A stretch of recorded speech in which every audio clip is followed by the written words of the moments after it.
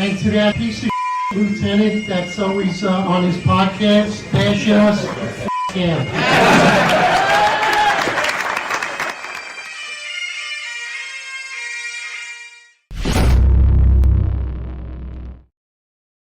Right, attention to roll call. Boom. Good morning already. Thank you so much, friends that listen to the podcast. Rich Raj, you've been donating quite often. We appreciate it, brother. Rich Raj says, good morning, guys. $10. Sleepy Joe, $10.62. Is that 62 administrative? Thank you so much, brother. President Duty Lieutenants, you guys should do a little patrol stories Fridays. Always love hearing them. Absolutely. You would love to hear your stories too. You know, one day where anybody retired, if you want to come on this podcast and memorialize your career and tell some stories, please, you're invited to come on anytime. We'd love to have you, even if it's just for a couple of minutes. If you want to jump on the live, it'd be a pleasure to have you. If you're retired, if you're active, we get it. I mean, you guys even have to use fake monikers for the most part. So, hey, good morning. Let's do it, brother. John. Yeah, so I think another time I think this is about the third time we're covering this topic. It's probably be called the Fall Guy 3. But he's not actually the Fall Guy. I don't know what the name for John Shell is. He's like, I'm sure Diddy has a name for the guy he used to get all the people that he was going to drug and do all that stuff and get them the drugs and stuff. So whatever Diddy used that name, that's the name that we should call John Shell. Because, so what happens not yesterday, the day before yesterday, is an innocent woman riding a bike. She's riding a bike down the block. I'm not knocking the patrol cops. I'm knocking the policy. What happens is they observe 3 individuals committing a burglary. Individuals jump into a Dodge Ram and flee. Cops pursue.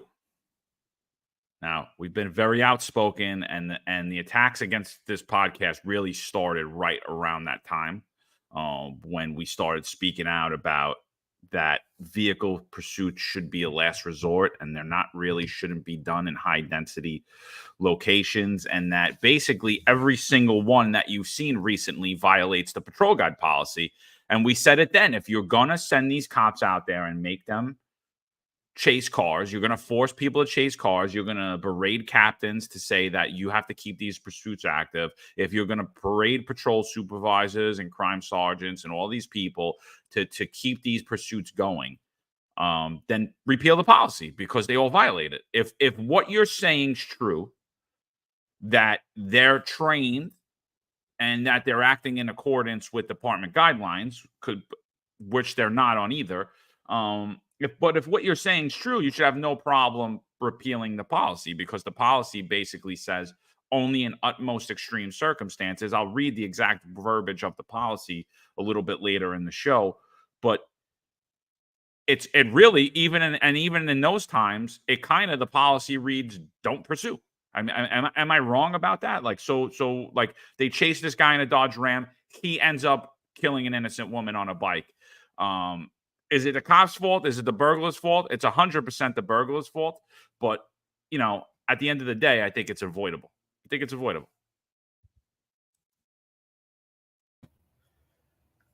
Actually, we had another donation to the podcast over here. I think more on a roll here today. Jeez. Thank you. Jesse James, $4.99 to the podcast. President Duty. We're glad you're President Duty. Thank you so much. I even got some advisement over here. Potential storm going on with the satellite. So hopefully it lasts today. So Jesse James actually put me on to that. So I could say this. It's almost to the point where there's pretty much no policy. The policy pretty much is don't do it. Because, John, you and I discussed this, and I think we received a lot of hate for this. But the bottom line is this. It's pretty much do not do it. Because if you get involved in a pursuit and the outcome becomes an outcome like we have now, and it results in the death of an innocent bystander, you're on the hook. And listen, I'm going to say it right now. I am no saint by this metric at all. I've been involved in many pursuits, many, chasing people for guns. I've been involved in some pursuits where I was pretty confident someone had a gun in the car, but it wasn't 100%. And thank God they turned out okay. But with the way things are right now, you can't do it. You can't do it. I was fortunate doing it, especially towards the end of my career. I mean, within the 2-year span of retirement right now, I've seen so many people throughout the country, not just New York City, throughout the country, getting administrative charges with their police departments, suspended, then persecuted, and then prosecuted, convicted. And we have cops in jail in this country right now for taking part in vehicle pursuits. And I get it. Your heart is in the right place.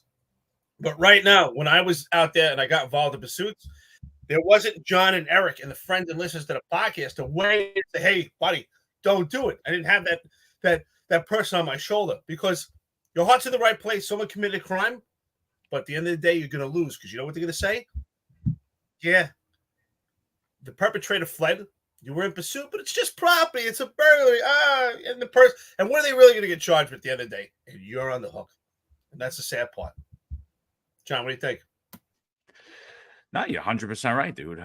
First of all, I want to be a shout out, Crazy 107 999 to the podcast. Thank you for yesterday. Thank you guys for yesterday. We're just talking about the issues that are coming up, right? The news is reporting what's going on. We're just giving our take. You guys are giving your take. So appreciate you guys for joining us. Appreciate you guys for always being here. But yeah, I mean, the thing is, a lot of people, I posted the title yesterday, and then a lot of people were like, oh, the title should read that the burglars did this while fleeing, perps fleeing because of weak policy. And I agree with all that, like killed a woman. Like I agree that criminals have been emboldened by the criminal justice system. Criminals have been emboldened by the pro-criminal, anti-police legislation and the type of narrative that's been painted over the last 12 years, 13 years probably going on now. So I agree with all that. That's the reason that guys are running. That's the reason why there are people that are more emboldened to flee the police, fight with the police, be involved in vehicle pursuits, foot pursuits. It's because the lack of respect of police. I 1000% agree with that.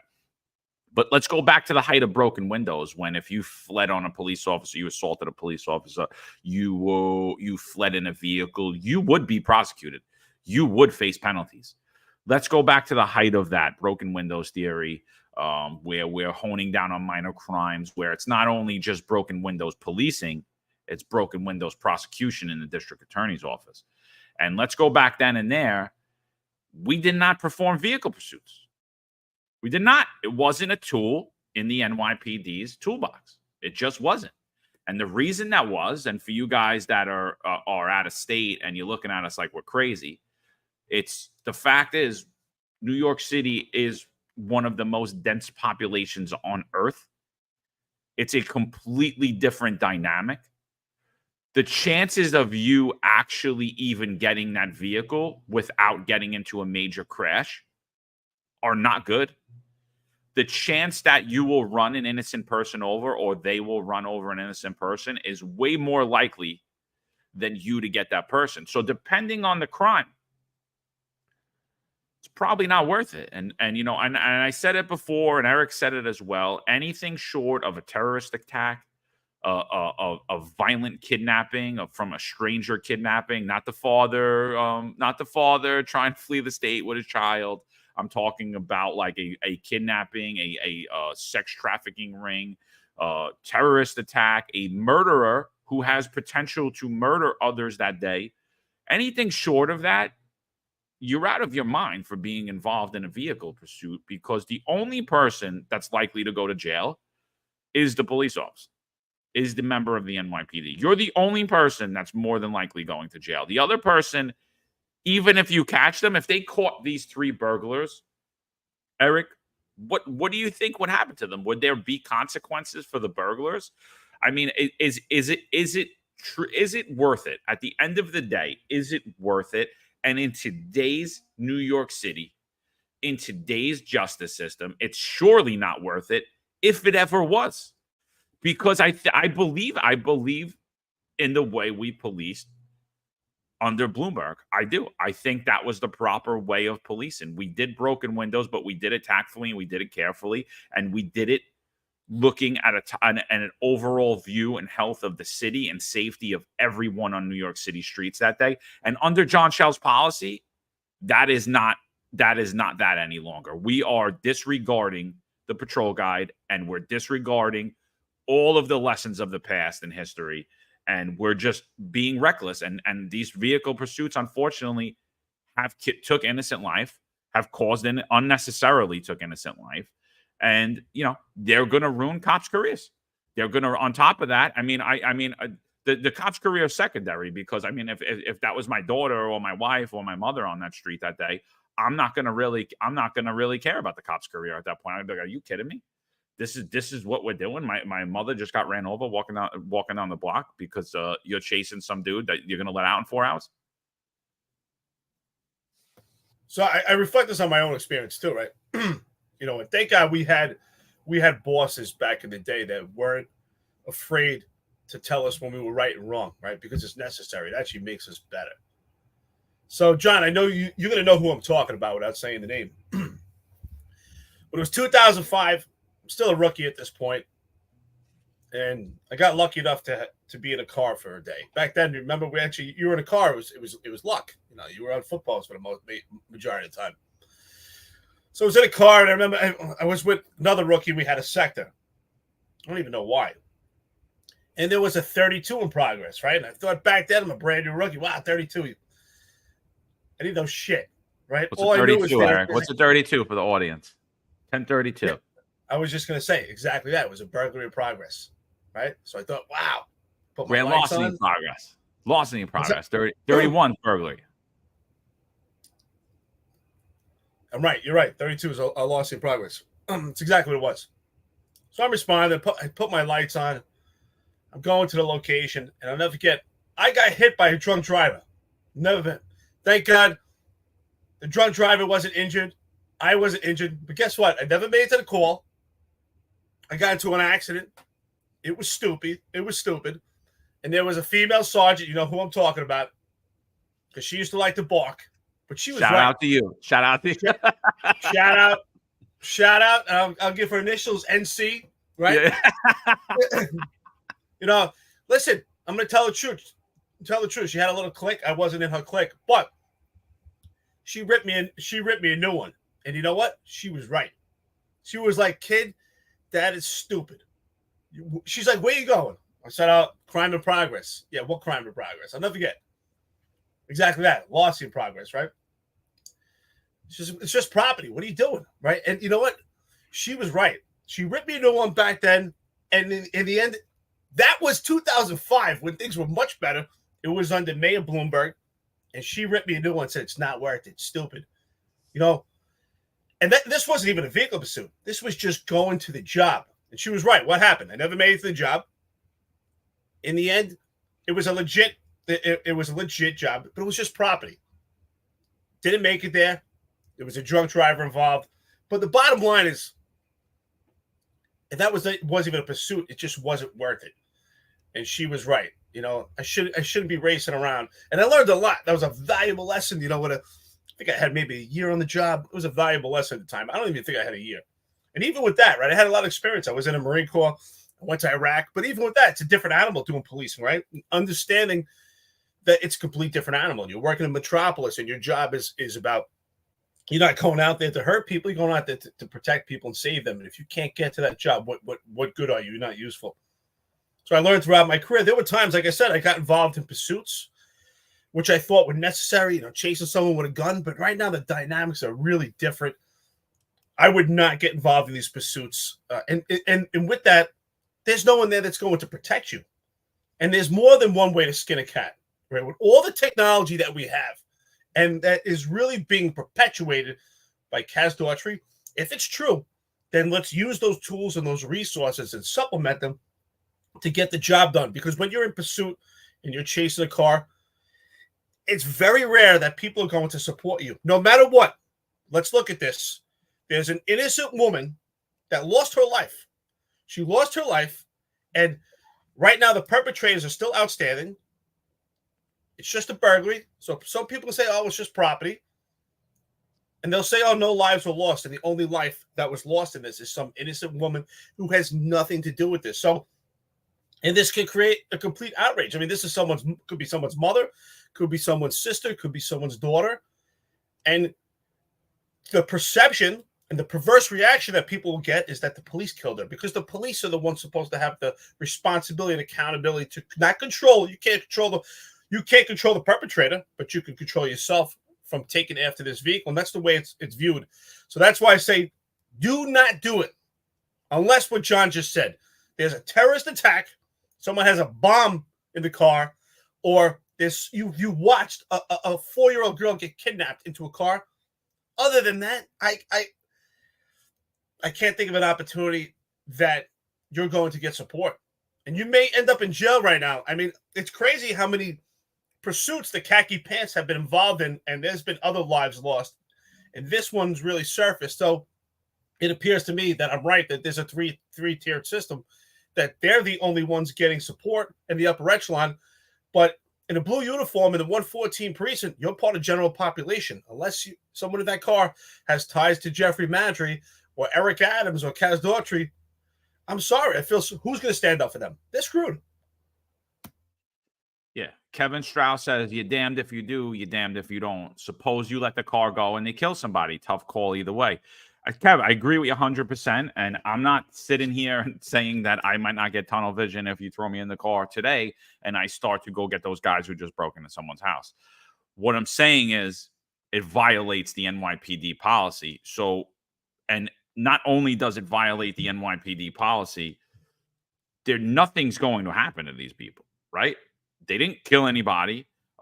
We have members of city council and all over New York State. They're telling us that burglary is no longer a violent crime. I don't believe that, by the way. I believe burglary is a violent crime, because if you come in my house, there is violence that will happen, because I'm not going to just wait around to see what you're going to do to my wife and my children.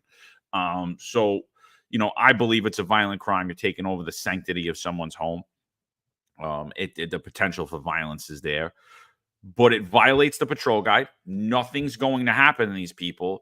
So in today's day and age, in policing today, in modern policing, especially in New York City, in the most liberal, woke of all police departments and the woke of all cities, you cannot partake in a vehicle pursuit because it violates the patrol guide. I'm going to read this article. After we read this article, let's go into the patrol guide procedure. And think you're going to see there where it's telling you don't pursue. We used terminology last time we did this episode. Last time we did an episode on vehicle pursuits, and it's been a while, and there's been a lot of stuff that's involved vehicle pursuits since that time that we just haven't covered. And I swear every day we're like, stupid. These guys are idiots. I don't know what they're waiting for. I don't know what their bosses are doing. I don't know why everyone's so scared of John Shell, that they're getting involved in these stupid things, knocking people off of scooters, doing all of this stuff. And basically you're like, yeah, just take my house, take my pension, take my freedom. Doesn't matter. Nothing's going to happen to you. You're going to actually get paid out for this. This is great. This is a great plan to stop crime. So we did that. We'll go through that. But the terminology we used last time was last resort, right? Pursuing a vehicle should be the same as pulling out your firearm. Last resort. Because your life, your freedom, your financial well-being, everything is going to be put on the line, and the safety of everyone on New York City streets is endangered by that action. So you have to take it with the responsibility that it is. It's a great, great responsibility. You cannot have rookie cops running around smacking up cars all over New York City. I mean, I would love to know the fleet numbers. I would love to know the department accidents. I guarantee. So I think the article from the city said that in the first 6 months of John Shell being chief of patrol, vehicle pursuits were up 500% or something like that. And that was comparing it to the last 2 years prior. So the numbers were insane in vehicle pursuits. So I think if you look at the time of John Shell become the chief of patrol, the amount of vehicle pursuits, if they're documented properly, which I believe a lot of them will be, but now that we're taking away people's ability to hear what's going on the radio, maybe they will not be going further. We'll see. But, if we're documenting the vehicle pursuits properly and we're documenting the vehicle accidents properly, Let's not even say that they stem from a vehicle pursuit. I think if you just look at the department vehicle accidents, I think you're going to see a huge correlation. I think you're going to see the carelessness that's happened under this administration. I mean, because the way they treat everything is going to be the same way they treat the cars.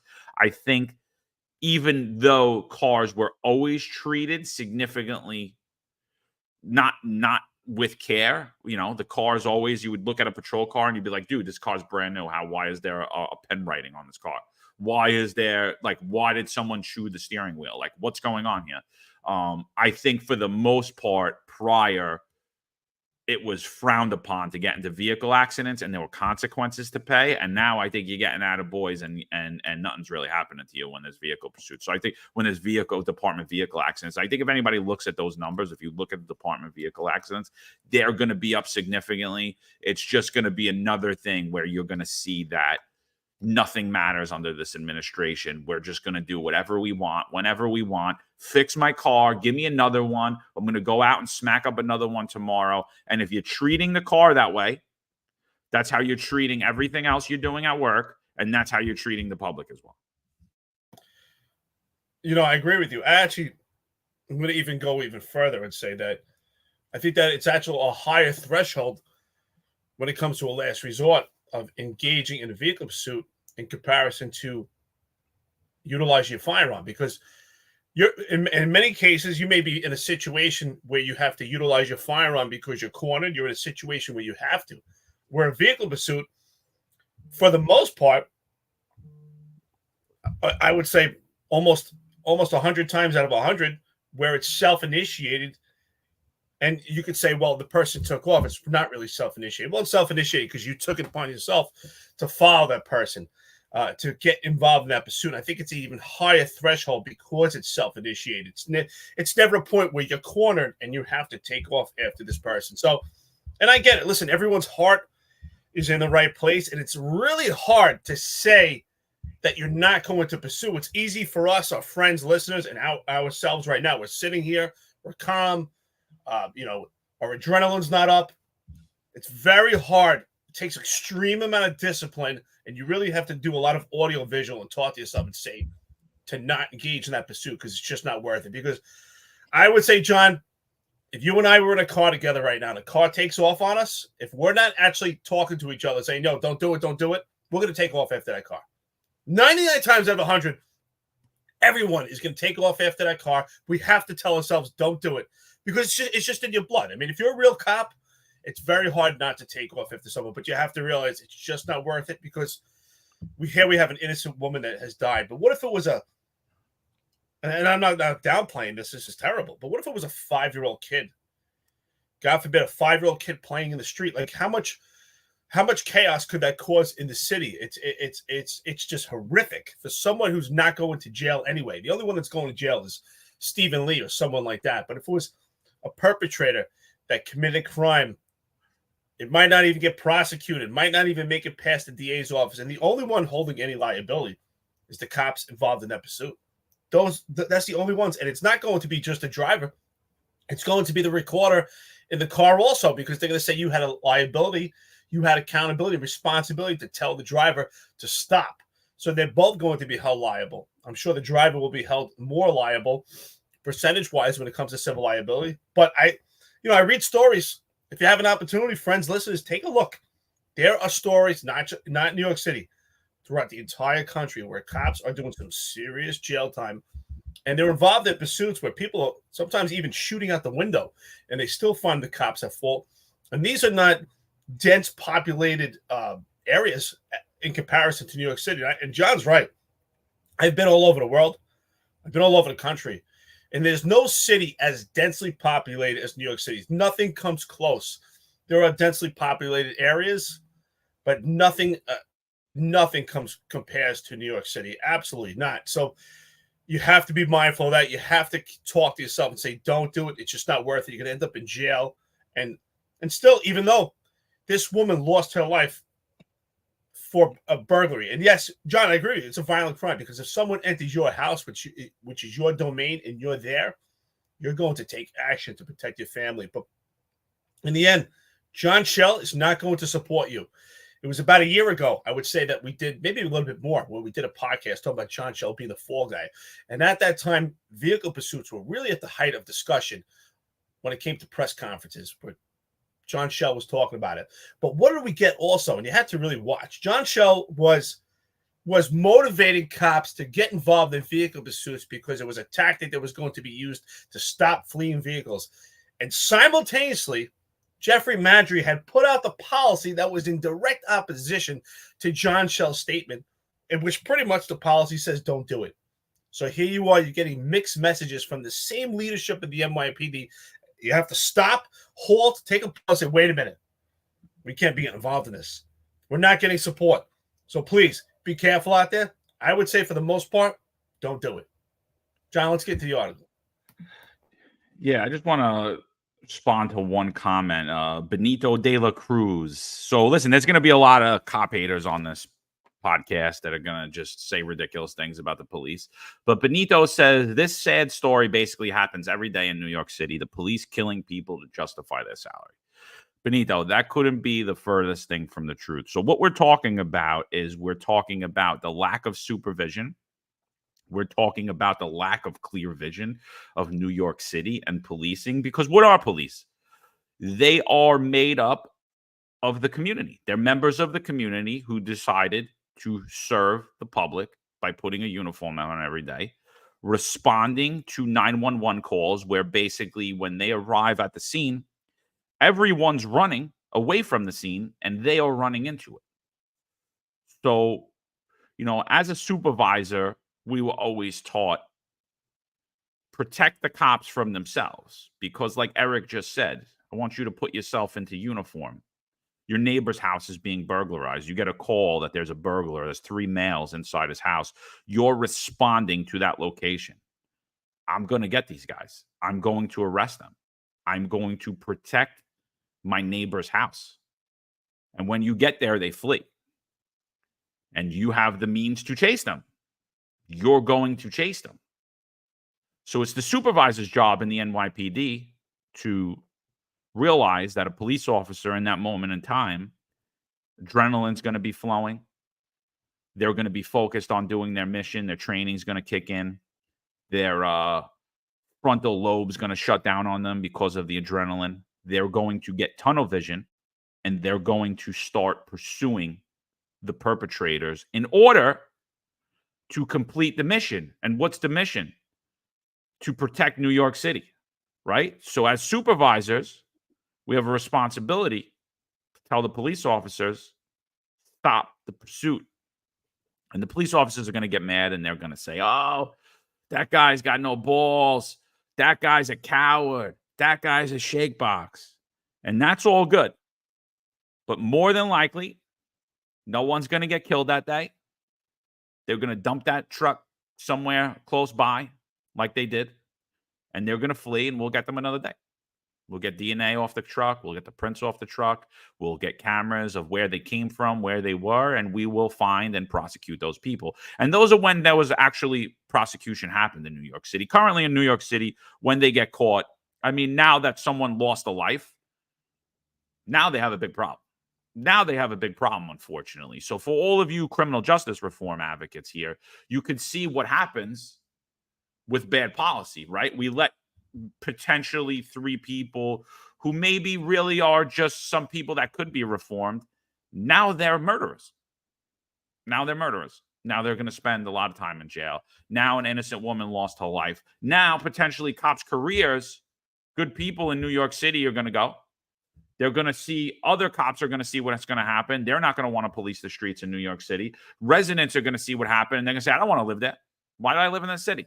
So your statement couldn't be further from the truth. That is absolutely not what people do. I don't know one cop. I worked with a lot of cops. I worked with some good ones. I worked with some bad ones. I worked with a lot of dumb ones. I don't know one person that woke up in the morning, put that uniform on, and said they want to kill somebody to justify their salary. So Benito, I hope that you could think clearly, put yourself in the situation before you make comments like that. And for the rest of you that are on here that are anti-police, I hope you put yourself in those shoes. What would I do if I was a police officer? What would I do in that scenario? Yeah, sorry to go on that little rant, but a comment annoyed me a little bit. No, John, they couldn't answer it because these are not statements that are behind logic. There's no logic, and that's the problem. That's why I always say opposition meets opportunity, right? Because I'm willing to have conversations with people that don't have the same views that I do, but I want to know the root causes. And what I find is a lot of times when you speak to people that are in opposition to the police or make statements like that are just completely not true, there's no logic. And with no logic, you can't have an actual solution and a good argument. Shout out to Cop Watch Brooklyn, who's on here. Listen, speaking of opposition, we have great conversations with Cop Watch, who is in opposition to police. But it's necessary to have these conversations. That's how we actually have communication. That's what really breaks barriers. Having real conversations. And that's what I say. You got to test their logic. And again, if you think about logic, it's not really this pursuit is not worth it because this woman lost their life. And as far as the policy goes, it's only going to hurt the police officers, and they're really on the hook. But I do think it's sad that they're on the hook, and they're in a precinct where they're summoned to a 911 call, and there's a burglary in progress, and they're doing their job, and their hearts are in the right place in comparison to with the khaki pants, where their pursuits are self-initiated. And I speak to a lot of cops, and I speak to people that are actually inside the khaki pants unit. I'll keep them anonymous. And they tell me how reckless these guys are. And we see it. What a shame to lose the life of Jonathan Diller. But I watch the tactics of the way the cops move. And it's really reckless. And there's no leadership there. And yet we don't see the eye of justice on that unit because it's a different tiered system. They have a lot of amenities. And clearly it's reflective of what Stephen Lee said in the interview that we had yesterday, that there's a blanket of protection for some and not for others. And that's why I say if you're in general population, you really got to think about yourself and protect yourself. It's just, like I said, it's the heart is in the right place. It's really hard. John, you got to admit it. It's really hard to not engage in a pursuit. Again, I'm in retirement. I'm sitting here. I'm calm. My adrenaline's not up. It's very easy for me to say, don't do it. I get that. But that's why you have to constantly remind yourself, and you actually have to be involved. The cops that are active can't live in a bubble. You actually have to read the stories that are going on throughout the country. You have to educate yourself and see what the outcomes are for police officers that are involved in incidents where someone loses their life. And it's not just civil liability, which is scary enough, but it's you losing your freedom. And we're not talking about 9 months in jail. We're talking about significant sentences where you're losing your life. And John, you're absolutely right, brother. I worked with some fantastic cops. And I've also worked with lazy cops. But I didn't work with dangerous cops. And what I mean by dangerous, I never worked with a cop, including myself, that went to work and said, you know what? I want to kill someone today. These things don't happen. I know people love to inject these ideas that happens. It doesn't happen because we police ourselves. That type of person would never last in a police department because we would all police them and say, get this person out. Cops are pretty tolerable. But when it comes to something like that, we're not going to allow it. And we police ourselves. We police each other. For the most part, most cops, their hearts are in the right place. Even the lazy ones. Some of them are lazy. But when it comes time to helping people, they want to help. The majority. I have not met those type of cops. Not at all, John. Do they exist somewhere? Maybe. I'm sure they do. But I haven't come across them yet. And I'm pretty fortunate with that. So let's get the article. All right. Story of Queens. This is coming in from Pix11, Kalarama, Erin Plafma, and Kieran Dillon. A woman was killed when she was hit by a pickup truck driver who was fleeing police in Queens late Tuesday night, according to the NYPD. A witness called 911 to report they saw 3 men burglarizing a house on Crescent Street in Astoria just before 11 p.m., police said. Officers who arrived at the scene saw 3 masked suspects get into a black Dodge Ram, which is when the pursuit began. The truck hit 2 police cruisers before speeding off. The pickup truck slammed into a bicyclist, a 36-year-old woman at the corner of 37th Street and 34th Avenue. According to authorities, she was taken to New York City Health and Hospital's Elmhurst, Queens, where she was pronounced dead. The suspects fled the scene, police said. The pickup truck was later found dumped about a mile away from Newton Road. No arrests have been made. Some residents in the area said the crash was so loud that it startled them. I heard sirens. I heard really fast-moving vehicles and just a lot of commotion, said Aldia Tamayo, who lives in the area. It was really horrible and tragic. The pickup truck was not believed to be stolen, sources told Pix 11 News. The license plate was covered by tape, sources said. Police are still trying to notify the woman's family about her death. Her identity has not been released. I'm going to play the video real quick.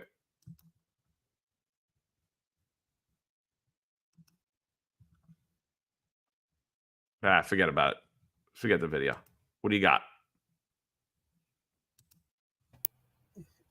When you listen to it, I mean, it's horrific. It's horrific. This woman lost her life, and clearly the perpetrators were in this car. They're complete savage animal cretins of life who should not walk the streets of New York City. I mean, they left the scene. These are horrendous people. They're more concerned with themselves. So you're right. If anybody thinks, talking about Tiffany Caban, who's a New York City council member, who has indicated that burglary is not a violent crime, just to show you that it's a violent crime, look at the mindset of these perpetrators. A woman lost her life, and they're saying, right? We just said it heard in that story that the crash was so loud, and yet they still took off from the scene. They still were more concerned with themselves. This is horrendous. It's just not worth it. And the shame about it is they receive far less blame than the police officers. The police officers are the ones that will receive blame. But this is horrendous. In the end, an innocent woman on her bike lost her life for what? For what? For these three idiots that won't even get a substantial charge anyway? And if they're immigrants, if it turns out these three are immigrants, not legal immigrants, if they're illegal military-aged males that cross this border illegally, because it's a sanctuary city, even if they're charged, they will not be deported. So think about that also. There is zero support for the cops. Where is John Shell to stand up and say, you know what, we're so sorry. This is so tragic. But unfortunately, our legislators have created policies that are so weak. We've been put in this situation to try to fight crime. We're so sorry. We're going to support these police officers. We're going to make sure that they don't get prosecuted. We're going to make sure that they don't face civil liability.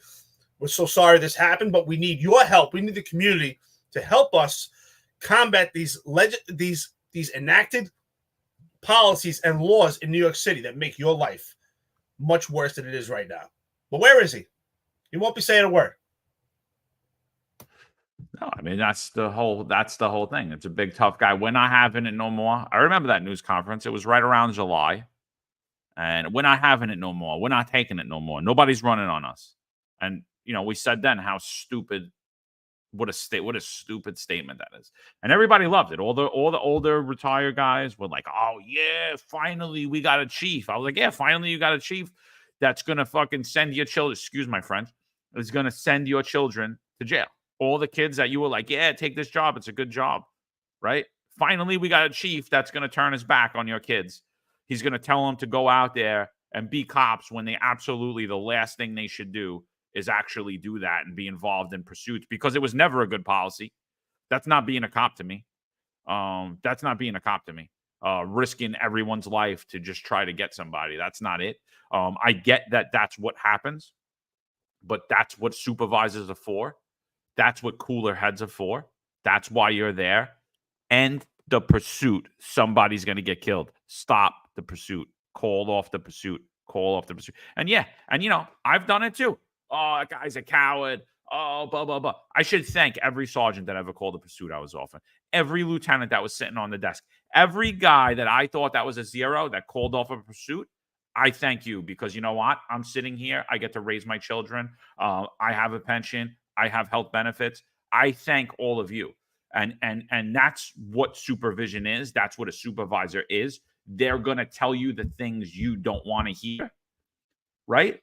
Ultimately, you're trying to do your job, and you're going to do it at your own peril. And sometimes you're going to do it stupidly because you're getting tunnel vision.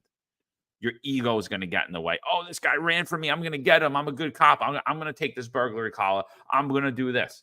No, that's not supervision. That's not a leader. I wasn't happy when I heard that from Shell. I was actually like, wow, this guy is really dumb. I could see why they made him the chief of patrol. And that's why we were calling him the fall guy for a long time. He might be the fall guy for some other things, but I don't think he's going to be the fall guy for vehicle pursuits, because it appears that there is an in with the Manhattan DA when it comes to a certain unit. You know, if you wear blue pants, you got a big problem. If you wear khaki pants, you know, vehicle pursuits, IAB complaints, force complaints, they all go a different direction, right? So let's listen to what Pix 11 had to say.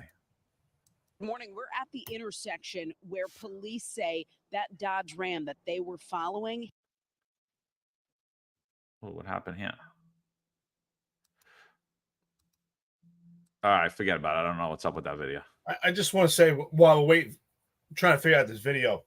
Forget the video. Forget it. I'm cutting it's not coming up. It's all right. Yeah. Doesn't matter. We can talk about it. You know what? I'm going to be honest. Even with this conversation that we have, even knowing that your life is on the line, civil liability, your freedom, knowing all this, I'm going to tell you right now, you probably say the same thing, John. I need supervision out there not even just supervision. I need someone that remind me, because if someone takes off on me, I can tell you right now, knowing all this, I'm still going to take off after them. Knowing that I can lose my life, I'm still taking off, because it's just in my blood. It's in it's in your blood.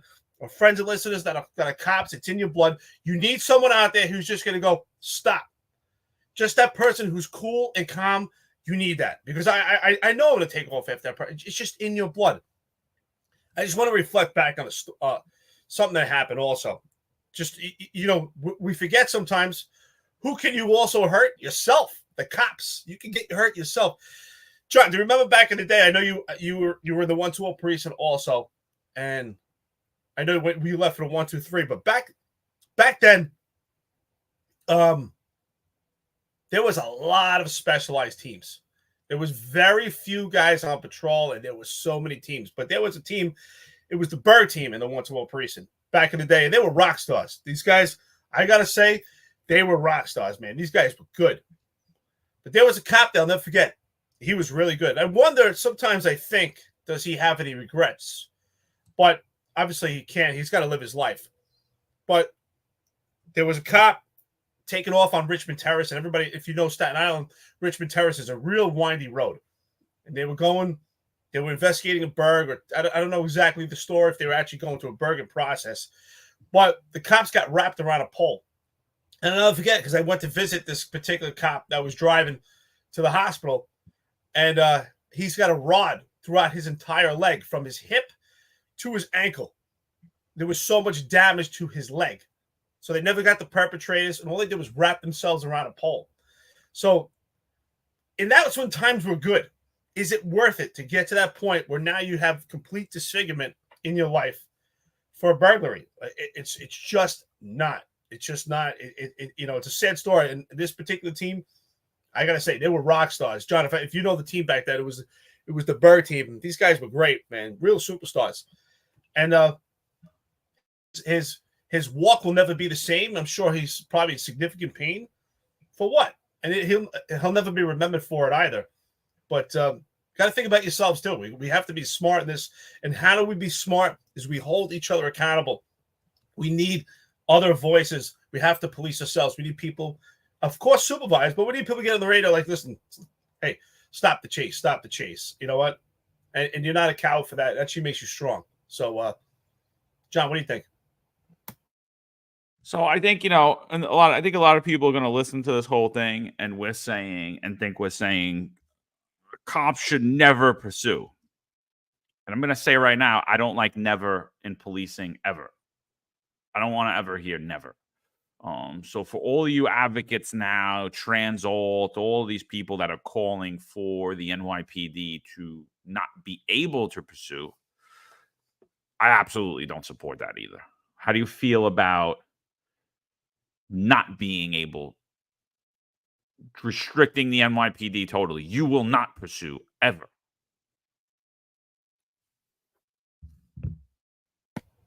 So, I believe what you're saying. I don't like statements that box you into anything, right? I think that that everything requires a qualifier, right? Do not pursue, except. And this whole ideology of never or all, very tough when it comes to policing, especially that no two incidents are the same, and it's really based upon what an officer believes at that time. Does the officer believe that someone's life is in danger at that moment? A 4-year-old kid is kidnapped in front of your face. Like you said, a terrorist attack. For this idea of never, I don't like never. But the problem is, again, the question is, when do the cops get support? Will the cops get supported for actually fleeing, for a fleeing terrorist? Will the cops get supported for a 4-year-old kid in the car that gets abducted? We hope so. I mean, these are, it's very easy for us to draw out those type of scenarios because they're just so crazy. But who will support these cops? I mean, look, we had Sergeant Duran. I think it was more than a year ago now, that pursued a fleeing perpetrator, and he deployed a cooler to stop that perpetrator. And a lot of people have not shown that sergeant any support. And why not? What? Because he used the cooler? Because we don't carry coolers. It's not an item that you train with. Are we going to box ourselves in to specific items? I think that cops should be critical thinkers and utilize tools and resources that are in and around them. It's about adaptability that could be applicable. I mean, John, do you have a problem? I don't. If your life as a cop and there's a mug next to you, we're not trained in that, and you could take that mug and bash it over someone's head to save your life or save someone else's. Aren't you going to do it? I'm going to do it to save your life. That's not an item that you're trained with. But because it was something that was quite peculiar and outside the box, that it was a cooler, I don't hear anyone supporting him. Sure as hell, I don't hear John Shell stand up supporting that cop. He did his job at the height of the vehicle pursuits when John Shell was saying, people are not taking off after us. And that cop didn't get any support at all. We don't know what's going to happen. Is he going to be prosecuted? John Shell has not one time stood up for him and said he did his job.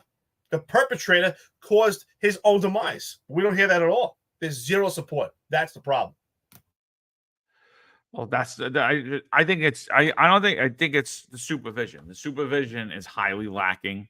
Eric Adams' appointments are horrific. We'll talk about some of that a little later.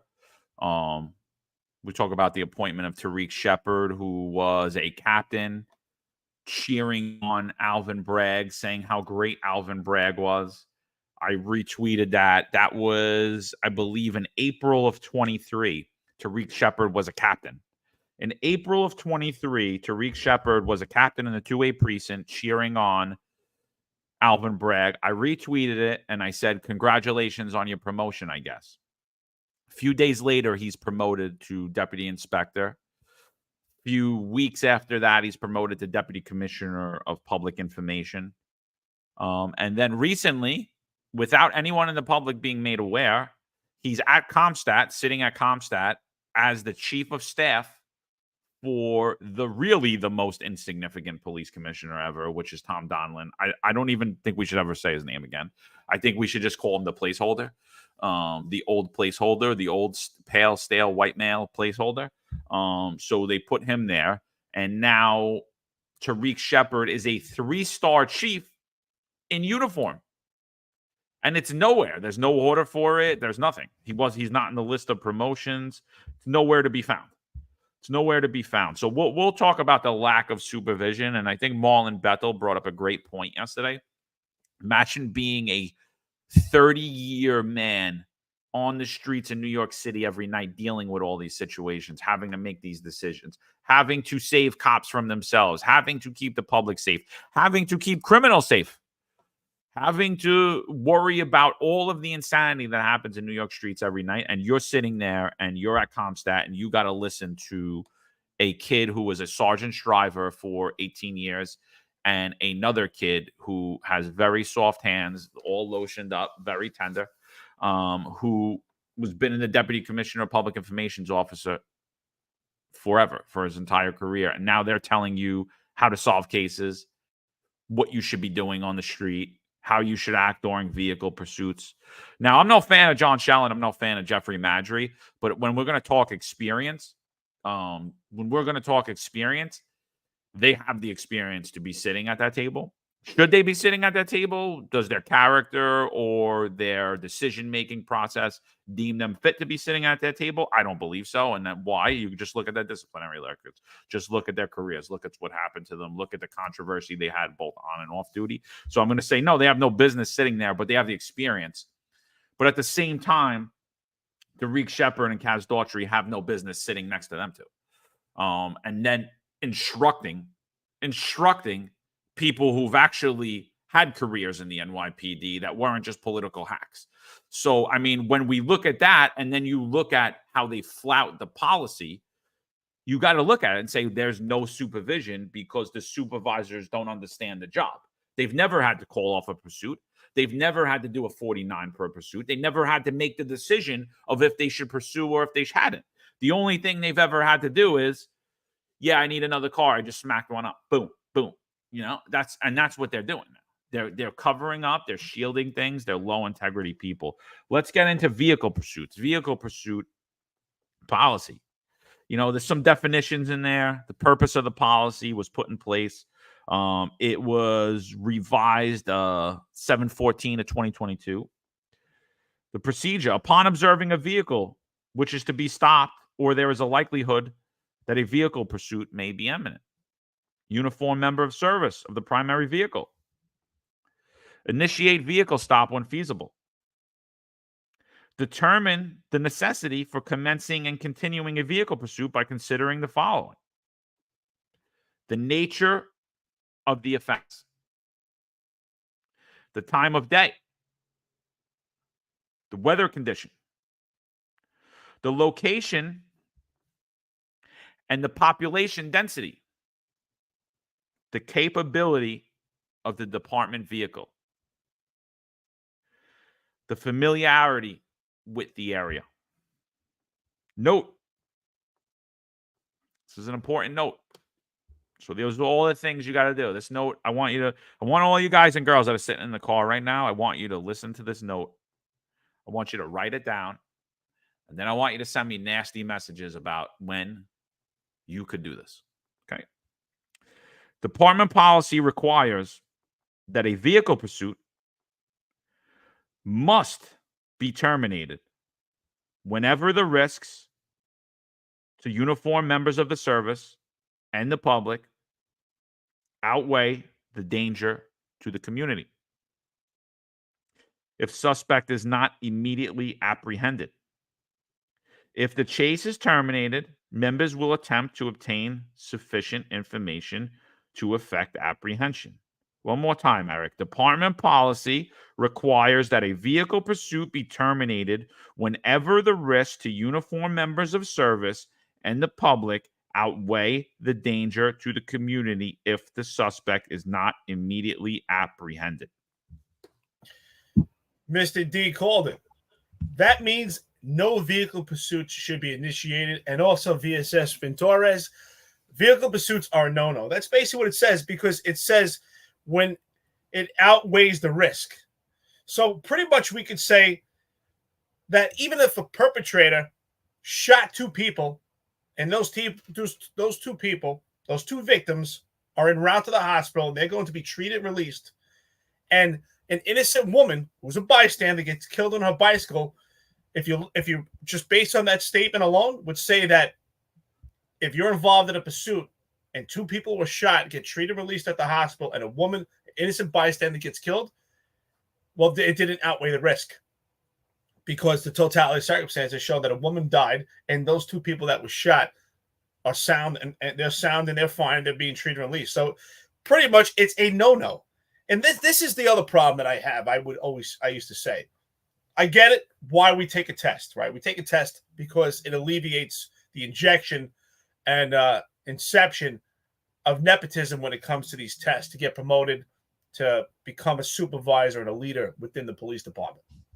But the problem I have, and I say a lot of people, they read the patrol guide and they remember it, they memorize it, but do they really understand it and interpret it? Yeah, You memorized it to pass a test.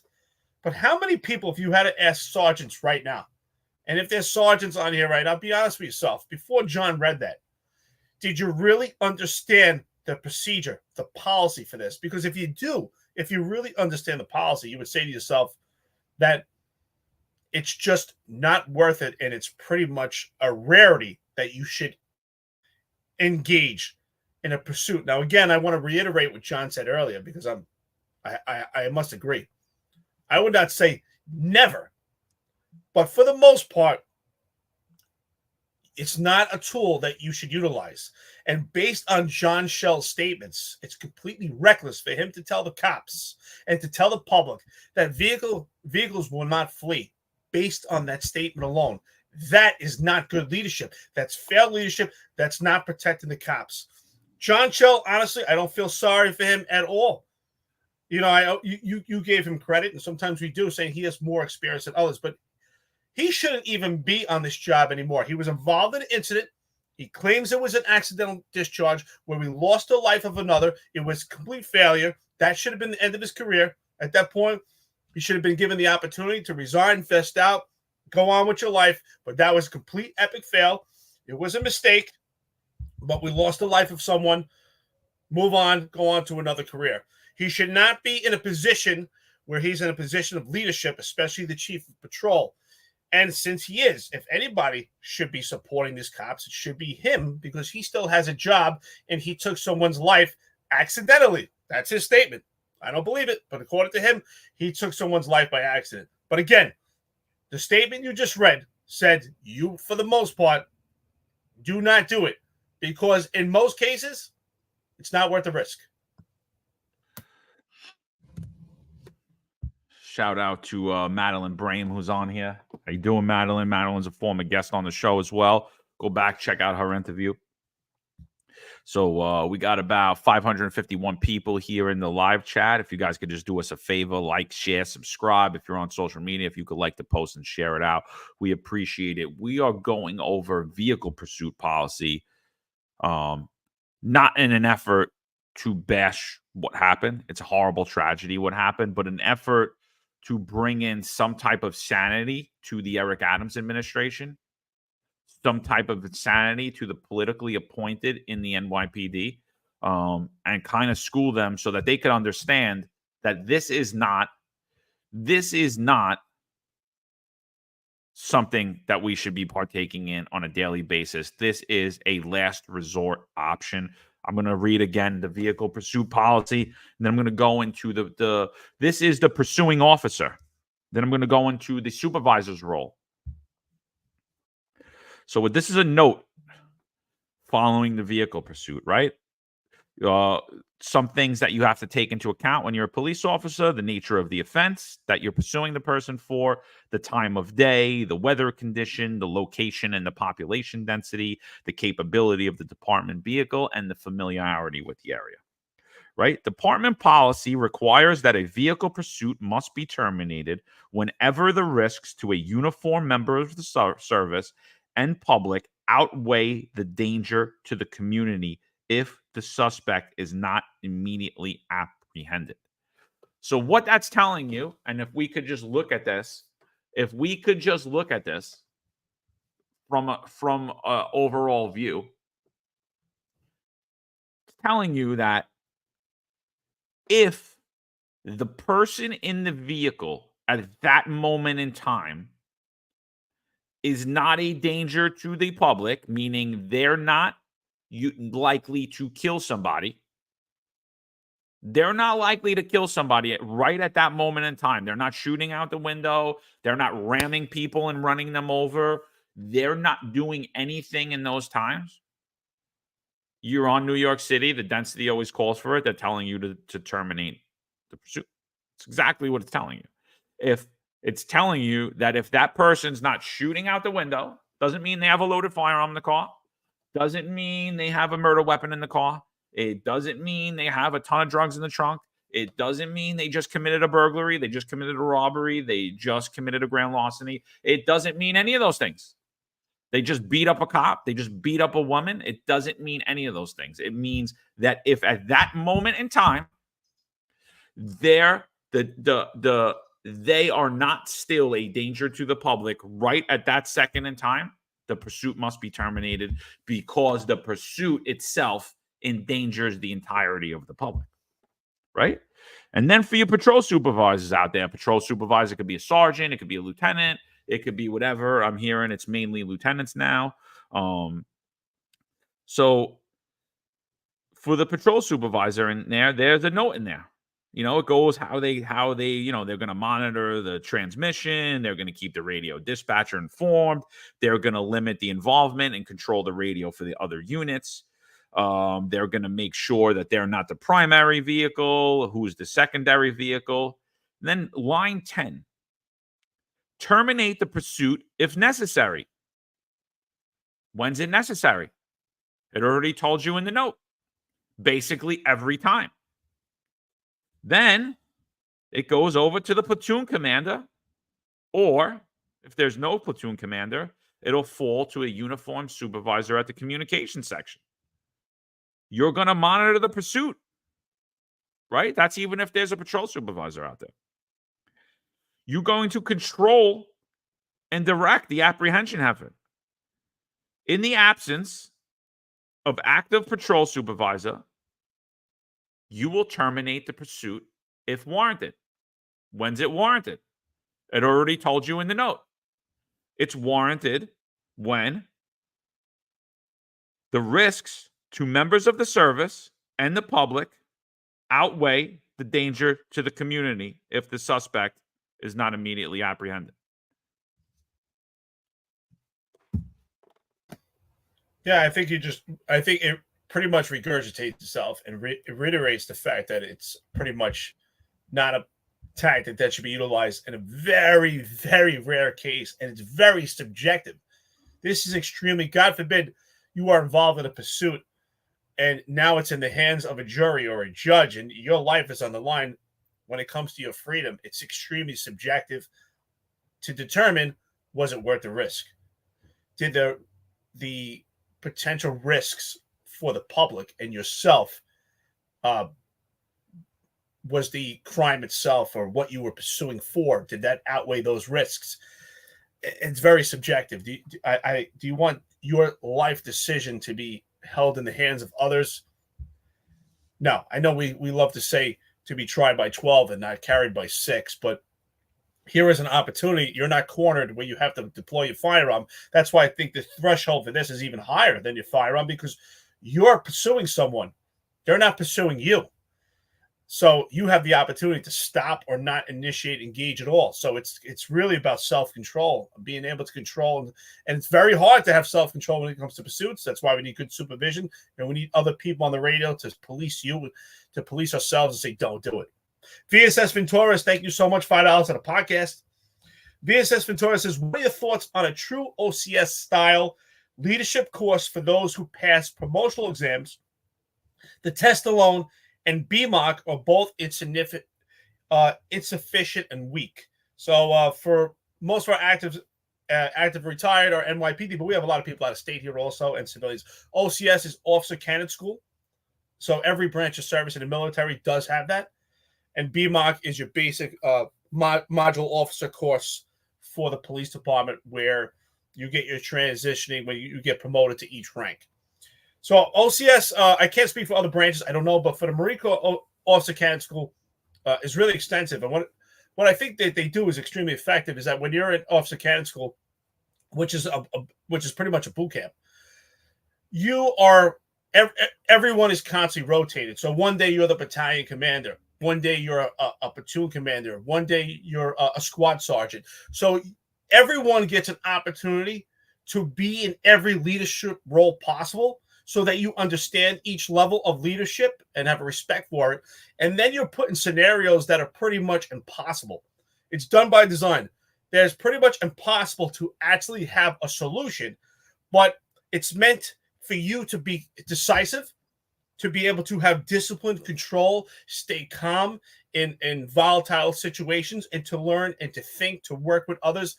But the scenarios, for the most part, are not winnable. You're always in situations that you can't win and can't come to a solution, but you do experience every position so that you learn. So Ron Lace, I got to laugh. You put, Eric, weren't you an honor OCS grad? I know you want to put a hashtag for me to mention. Yes, I actually was. But that is extremely effective. So I do think that's why I say this. I know you're laughing. It's funny, right? But all these seminars for the police department, I think are completely ineffective. It's seminars. Seminars can be done while you're in service. There should be actual leadership training. You should be the commanding officer one day. You should be chief one day in a scenario-based type training so you can understand it and be put in situations that you have to lead.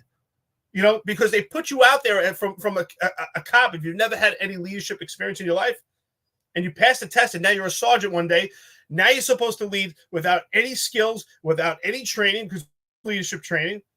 And you have to either navigate it, learn yourself by being self-read or have the right people to mentor you. Other than that, you're on your own. And that's how we need to learn. We need to leadership for some are outliers and they're born leaders. But for most people, including myself, it's a learned skill. And you have to be put in those scenarios. We need to change the leadership for the NYPD. We need actual leadership training. I think that the department should look into sending cops to West Point or other bases, maybe Fort Hamilton, hook up with the military, get a leadership course. We spend 2 to 3 weeks and just learn leadership and then go out and become a supervisor. Yeah, I don't even think we could even explore the leadership question at this point. I think everyone should thank God for BMOC and thank God for civil service promotions at this point.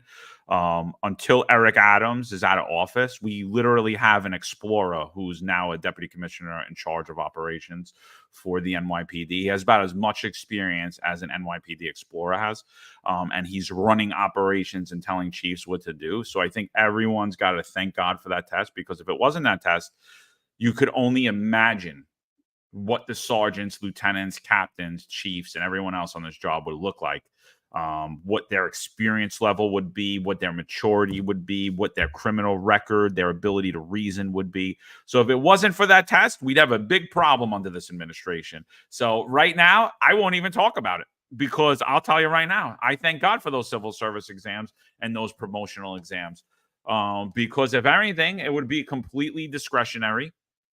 And this would be, as bad as it is now, would be 1,000 times worse. It would be 1,000 times worse. So let's get back on topic that brought us off a little bit. So the following tactics are generally prohibited and should not be used in an attempt to stop a vehicle. Ramming. So they don't want officers ramming another vehicle. Placing a moving department vehicle in a position to be struck by the pursued vehicle. So they don't want cops like you would see on the Dukes of Hazzard or any other stuff. They don't want you blocking a road that potentially, with a department vehicle, that potentially someone's going to drive through, right? Driving alongside the pursued vehicle. They don't want you driving alongside the pursued vehicle for various reasons. They could send you flying into public on the road. You could send them flying. They could shoot you. They could kill you. So they don't want you behind it. Roadblocks, unless specifically directed by supervisory personnel. So they don't want people just coming, like they don't want cops just setting up a roadblock. They want it coming from high level supervision that's going to be that. However, if a vehicle is being used in a mass casualty vehicle ramming attack, uniformed members will take reasonable measures to stop the vehicle. So again, that's why for all you trans alt people and everyone saying the NYPD will never pursue, they will never do any of these things, although they're telling you don't ram, don't stop your vehicle so they could hit it, don't set up a roadblock, don't do any of these things. They just gave you a scenario that's horrific. Somebody's running up on the sidewalks of New York City, driving a vehicle, running people down. They're basically telling you, use reasonable measures to stop that vehicle immediately. Because now the danger to the member of the service and to the public is completely outweighed by the crime that's being committed. Stop that vehicle. Get that vehicle stopped. That's a time where we're going to do a vehicle pursuit, a mass casualty ramming attack. I don't know why they even have to put mass casualty. Shouldn't even say mass casualty. It should just say ramming attack using that vehicle. That vehicle is being used as a deadly weapon. Whenever that vehicle is being used as a deadly weapon, but it doesn't say that. Doesn't say that. It doesn't say that. It says mass casualty, which is why this policy is written to end your career, to hold you personally responsible, to say it wasn't us. It wasn't us. That's why when John Shell said we're not going to take it anymore, Jeffrey Madry put out the order the next day saying, oh, follow this guide. Oh, yeah, we're not going to take it anymore, but make sure you follow this guide because when you don't, we're going to fire you. We're going to hold you personally responsible. You're going to lose your career. You're not going to be indemnified. We're going to harm you financially, legally. We're probably going to take your freedom from you. You're definitely going to lose your career. No one's going to remember you. No one's going to care. No one's going to care why you did it or what you did it for. And then it gives a little note in the additional data section here. Any violations of the above prohibitions may be reviewed on a case-by basis by the Use of Force Review Board to determine whether, under the circumstances, the actions were reasonable and justified. The review may find that under exigent or exceptional circumstances, the use of a prohibited action may be justified and within guidelines.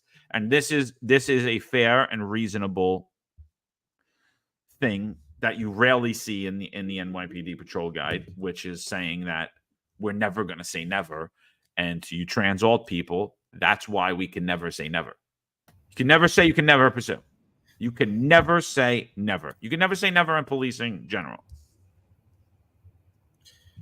John, I hate that policy also. And I'll tell you why, because that's extremely subjective about whether someone's using that car to ram into a crowd as a terrorist attack. Because what if some guy is having a heart attack, he's slumped over the wheel, he gets onto the sidewalk and he starts driving into a crowd that's waiting online to get tickets to somewhere on Broadway, and you go and crash into him to stop that car.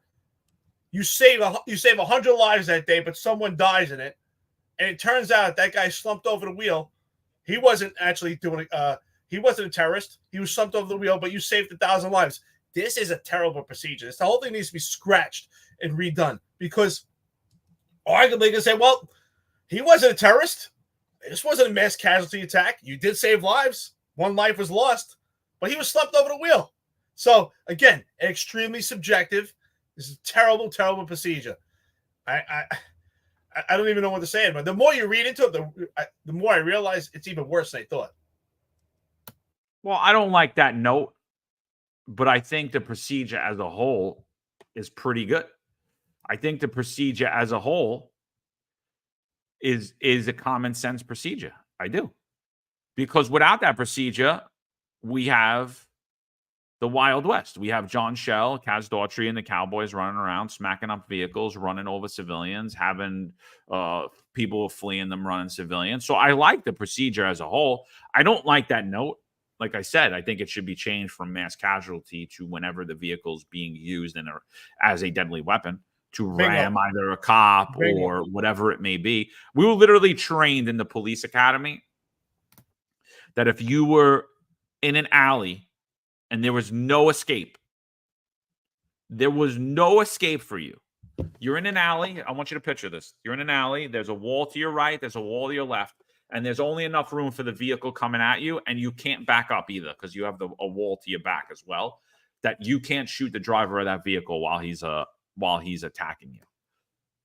While he's pressing the gas and drive towards you.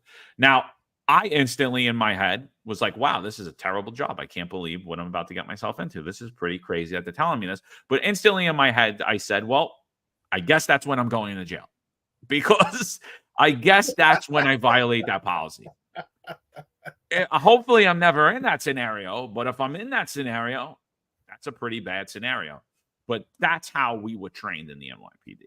You have your back to a wall. There's no escape. There's walls on both sides of you. And a vehicle is driving at you. You cannot shoot the driver of that vehicle to save your own life and to stop. And I remember that was like a discussion for about 40 minutes that day in class. And I was just like, well, I'm not following that policy. Like, that's insane. Like, I'm gonna feel very comfortable sitting on the stand. Like, I had no choice to do it. And I'm like, and that's what it is. I mean, there's just some rules that are absolutely ridiculous. That vehicle, they did change the policy after there was a ramming attack on 42nd Street and 7th Avenue. I don't know if you people remember. It was about 7-8 years ago. I remember exact time period. It was about 8 years ago. It was before they put up all the ballasts on 42nd Street in Times Square. Somebody actually was driving on the sidewalks, running people over, and the cops actually did shoot him. And they violated the policy, but they were okay because they said, and then they changed the policy. They said, it's a terrible policy, because it is a terrible policy. You can never not shoot a car that's driving, running people over. So they changed that use of force policy to say that if a car is being used in a ramming attack, that you could shoot at the vehicle. That was one of the few times I've seen something like that happen. But I think overall the policy is good. I agree with the policy. I agree that chases should be in extreme circumstances. I just think when we talk about when you could take higher up measure like a ramming or doing anything else, I think that saying mass casualty ramming attack is insane to say. You're really putting a disclaimer that only if we have a lot of loss of life or a lot of people injured. Like, that's crazy. Like, so if I just see someone, it's not a mass casualty attack. If I just see a car about to run somebody over, a little child over, that's not a mass casualty attack. So that's some time that policy doesn't come in. I can't utilize that policy to ram that car. I think most cops would still ram that car. Absolutely. But that part of the policy is terrible. I agree. But I think overall, I kind of support the policy, but John Schell doesn't support the policy. Jeffrey Madry does, but John Schell doesn't, because he says we're not having it no more. So it's like, pick one or choose one. Scrap the policy or don't. Me, if I'm the police commissioner, if I'm the mayor, I'm keeping that policy. I might change a little verbiage. Well, that's the problem. That's what I'm saying, right? Scrap the policy if we're not actually going to follow the policy, right? Because John Schell, does he actually understand the policy himself? I think not, because if he did, he wouldn't be saying this, right? And again, we're getting two conflicting directions from the leadership of the NYPD, which is very confusing for the boots on the ground, which is completely faulty. I'm not going to read the comment by Blue Magic 72, but if you put it up, it's hilarious. It's a hilarious comment. If anybody can see it, it's pretty funny. Pertains to John Schell. But I will say, you're right. This should be done only extreme circumstances, but I don't like the way it's written when it comes to mass casualty. Because what if, again, there's so many what if scenarios, but my point is the way it's written is so subjective. And what is a mass casualty? How many people or bystanders or victims could be a mass casualty? What if it's just one? What if listen, right now, President Trump, soon to be President Trump is under attack. There's assassination squads throughout this entire country. We have a weakened Secret Service. He's got no security right now. What if Trump was in a precarious position where someone could actually drive onto the sidewalk and directly try to ram into Trump, who's one person? Could you stop that car? That's not a mass casualty. That's one person. As far as a mass would be more than one. So it's terribly written. If John Schell is going to stand up and speak to the press and say, this is a tactic we're going to use, then you have to understand the procedure yourself, and it completely needs to be tweaked. While simultaneously, you have another person, part of leadership, who's giving complete different direction. That's why it's a huge problem. Leadership is so important. It has to be a pyramid. It needs to be the same message from the upper echelon. We can't have conflicting messages. That creates a huge problem. And John Schell ultimately is responsible for the increase in vehicle pursuits. It's so important what he says in a position of leadership, and what he has said has stemmed throughout the entire department. Just as words that he says when it comes to stakeholders, other members of the department have adopted this verbiage also. So leadership is important. This procedure itself overall is good. You're right, because it should be done as extreme circumstance. But when it comes to that part, when you read about mass casualties, that really has to be revamped and rewritten. It's terrible. It's terrible, absolutely ridiculous. And again, If you're a cop out there right now, if you're active, I don't blame you. I don't hold you at fault for engaging in that pursuit. Someone takes it off after you.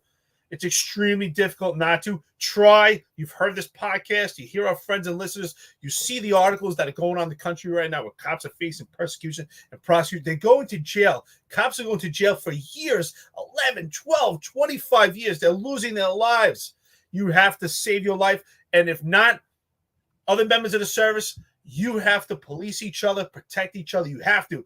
If you're not a supervisor, so what? Get on the radio and say, dude, stop. Stop the chase. Just stop. There's more than one way to skin a cat. So with that, I think we beat that enough to death. Keep your ears and eyes open. Let's get into Tariq Shepard, Master Soft Hands over here. I mean, honestly, these guys got more costumes than Spirit Halloween. One day uniform, one day civilian. What a joke. Another slap in the face, taking pictures, supporting Alvin Bragg, who has convicted and prosecuted and persecuted cops. Provenzano had to face a trial for his life for doing his job, summoned to a 911 call. Juan Perez was convicted of a misdemeanor assault under Alvin Bragg. And yet Tariq Shepard's going to stand there and take a picture. We see hands of love, of a heart. This is absolutely ridiculous. This is a slap in the face to the boots on the ground. Don't tell me that this administration is better, that they're looking out for you. If this is not the message, if this is not enough for you to see, then I can't open your eyes any more than they need to be. Yeah, so no, I think it's time to move on. Let's talk about this. Let's talk about it. This is for those of you on audio. Blue Magic said that he just wanted to end off with Shell is a big proponent of late night ramming. And for those of you on audio, we got a picture of Tariq Shepard up with his hand towards Alvin Bragg, and he's sitting there, and he took a few photos with Alvin Bragg. And again, this was April 13th of 2023. We thank the Manhattan District Attorney, Manhattan DA, for visiting the troops today. We appreciate the kind words of encouragement and the continued support. So the reason I bring this up is this is just a little bit over a year ago. And you could clearly see Tariq Shepard, captain. Not very long in rank captain. He's a captain. He's in uniform. You could tell by the bars on his shoulder. I was very critical when this came out. A lot of people were very critical when this came out. They said, oh, what do you want him to do? I said, well, listen, I'll tell you right now, I wouldn't be saying he supports us. I'd be respectful. I wouldn't be thanking him for anything. I'd be respectful. If he asked to come to speak to the troops, I wouldn't say, no, you can't.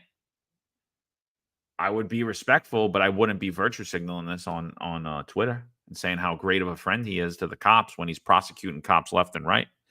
But again, and that's, the point when I think someone said yesterday that Alvin Bragg's no friend to the police department. And I said, oh, that's not accurate. He's no friend to the rank and file of the police department. But to the Eric Adams administration, he's a friend to, because Eric Adams said the same thing, right? What'd he say?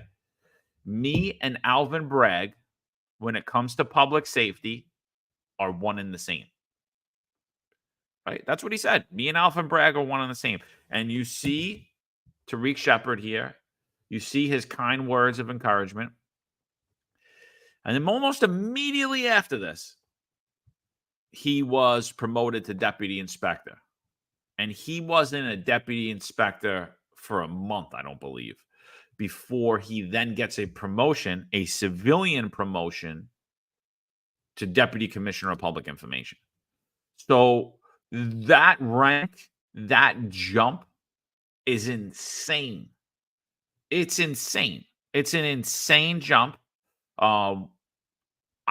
Again, these people are being promoted with what's the term that Eric uses? With rocket fuel. You've never seen this before. And it's like, oh, well, maybe Tariq Shepard was a great cop. Maybe he was a great sergeant. He was a great lieutenant.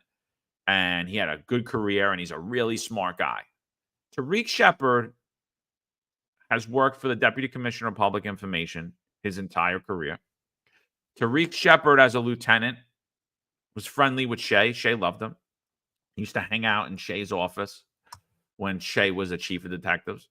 He would be in there all day while you were out at work, while you were standing on a detail, while you were scrapping for overtime. Tariq Shepard was drinking coffee in Chief Shay's office, hanging out with the squad. He wasn't doing any of the work. He was gossiping. He was doing all that stuff. And then when Shay became the police commissioner, it was the same thing. He hung out in the police commissioner's office while you were at work, while you were sweating, while you were working 13 hours a day, while you were out on the subway, while you were in a car. So Tariq Shepard's experience comes from being a one police plaza hack his entire career. So he basically has no police experience other than inside of one police plaza, which isn't actually the department. You know, so it's a political fest of civilians who mainly are left over from the de Blasio era running this department. So that is not the police department. The police department happens on the streets in the boroughs in New York City from the precincts. That's the actual police department. So Tariq Shepard has no police experience, even though he is, once again, a uniformed member of the service. I liked him as a civilian because that's basically what he was his entire career. So I think when you look at these promotions, they're insane. They're absolutely insane. And then when you look at the problems in the police department, you need to look no further, but then who's controlling the commanders in the NYPD and who's setting policy and who's telling chiefs, captains, and inspectors who actually were cops what they should be doing.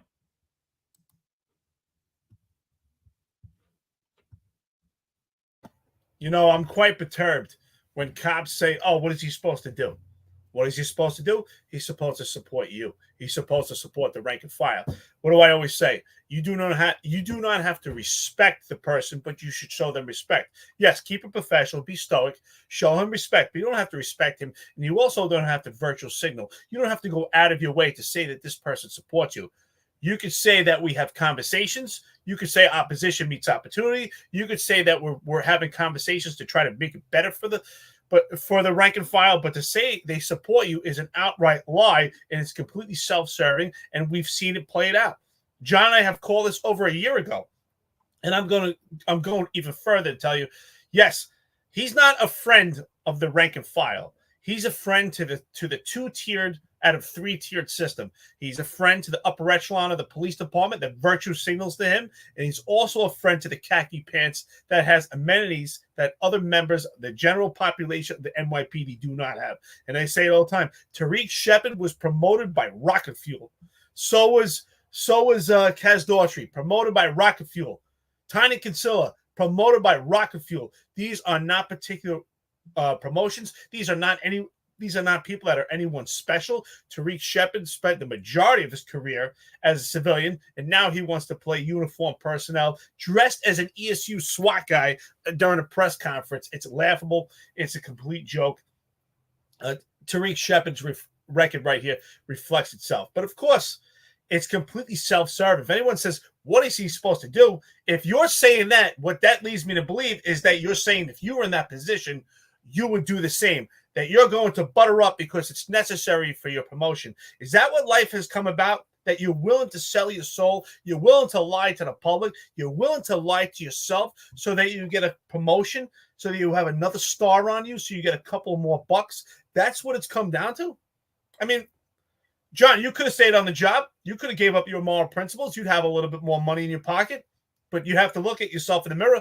I could have stayed on the job. They offered me intel, the squad, but I'd have to look at myself in the mirror and not stand up for the cops that are going to far surpass me, and their records are going to be tainted forever, and that 50A is going to change their lives. And it does change your life, the 50A. The PBA completely regurgitated what we say in this podcast, talking about how the 50A makes you unattractive after retirement for engagement in potential employment. When did they hear that? They heard that from this podcast. Absolutely. Tariq Shepard, just as Nighthawk 13666 said, that guy's a bum. If you're willing to stand there and say that Alvin Bragg supports you, that's an outright lie. He knows it. If you're saying he's intelligent, then he knows that also. But he's lying because it's self-serving. One day he's commander, one day he's civilian, now he's the chief of staff. This is ridiculous what's going on here. To me, this equates to corruption. Not in the squad. Thank you so much. $5 super sticker to the podcast. We appreciate it. Absolutely. John, I'll give you the honors to read Tariq Shepard's wonderful arrest record. So Tariq Shepard's arrest record, we have it up. So me and Tariq Shepard, actually, Tariq Shepard came out with you, Eric. Right? Yeah, 130.04. He came out with you. So Tariq Shepard he was so significant that I don't even remember that he came out with me. Yeah, well, I never even heard of Tariq Shepard until he took the picture with I would remember the soft hands. I heard he sucked on the basketball team too. I was gonna join the basketball team too. I should have. This way we could have had fond memories of each other. So Tariq Shepard, he comes out with Eric. And what does he have? He has a whopping 15 misdemeanor arrests, a whopping 5 felony arrests. And I don't even know what a violation arrest is, so I'm going to agree with you. I believe it was Nighthawk who said we're not going to count the 2 violation arrests. Yeah. So he has. So technically, I mean, by records, he has 22 arrests, but I would say he has 20. He effected 20 arrests in his career as a police officer. Now I know that guys get promoted early, and people have things going on, but I mean, 20 arrests is I'm sorry, it's abysmal. I'm sorry. I got promoted early too. Like it's abysmal. So again, when I look at this guy and I hear Kaz Daughtry and I hear John Shell talk smack about me, I'm like, this guy couldn't shine my shoes. Like this was probably me leaving Impact. This is probably what my thing looked like. This is probably before they sent me to the 1, 2, 3. And then in the 1, 2, 3, this is probably every year that I was a police officer, at least. I no violation arrests, and all my arrests were pickup. I'm sure all of these arrests were like, here, Tarik, you got to take this now. You need to make an arrest. Here you go. I'm sure none of those are pickup arrests. I'm sure not one of them was these were, it's time for him to get an arrest. People say, oh, it doesn't matter how many arrests you have. It doesn't.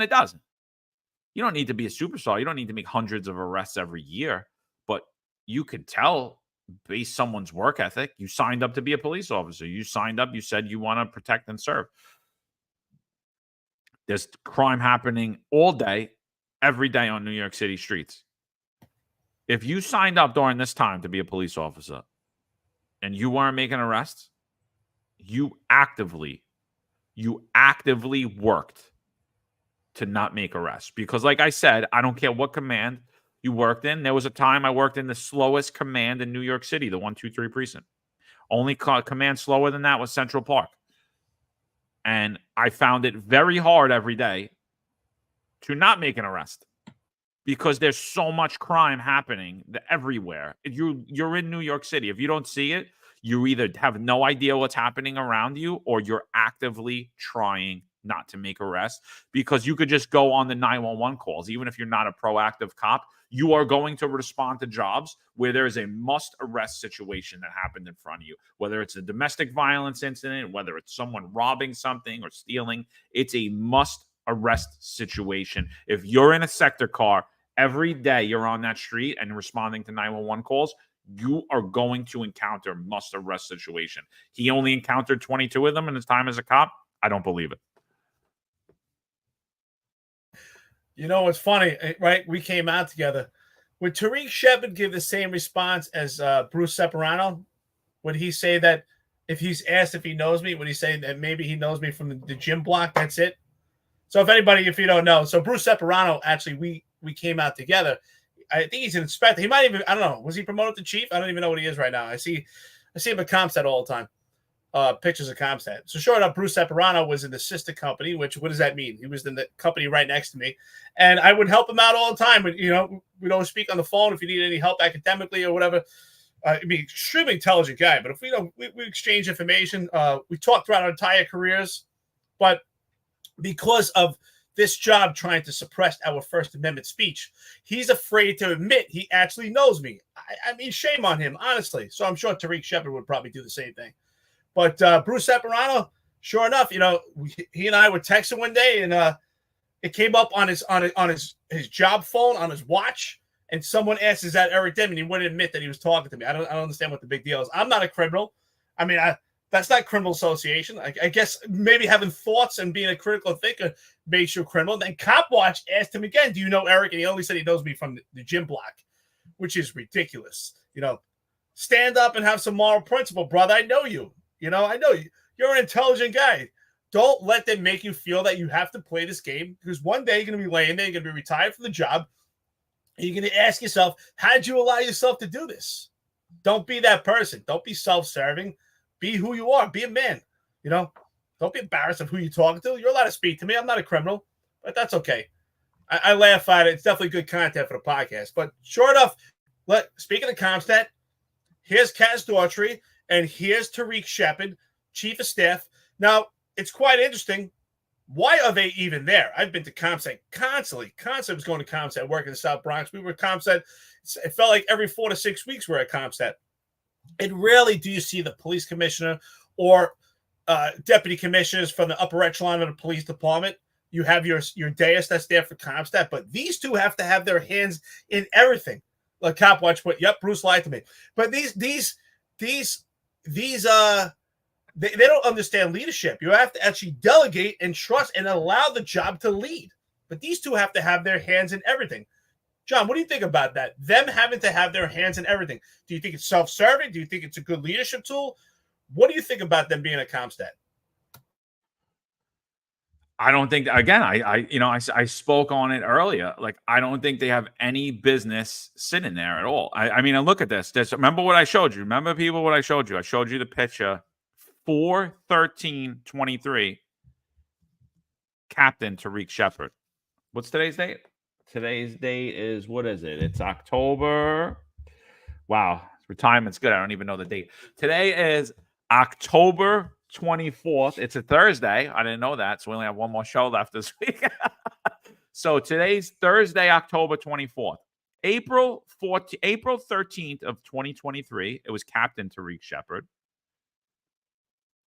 October 24th, 2024, it's 3-star Chief Sheppard. It's a disgrace. Look at Bruce sitting in the background like a little girl. I don't talk about Bruce because I don't know Bruce. But I do know of Bruce. And there's one thing that I know about Bruce. I know that he works hard. I know there are people that don't like him, and I know people that do like him. But I will say one thing. Bruce works very hard. That I do know. Bruce puts the job first. Bruce has worked for years and years, not only as a cop, a sergeant, a lieutenant, and an executive in the executive rank of captain and deputy inspector. He worked very hard to get to the inspector rank where he is. The two people that are sitting in front of him, that are sitting at that dais, have no business telling Bruce what Bruce should be doing. Bruce is the experienced person here.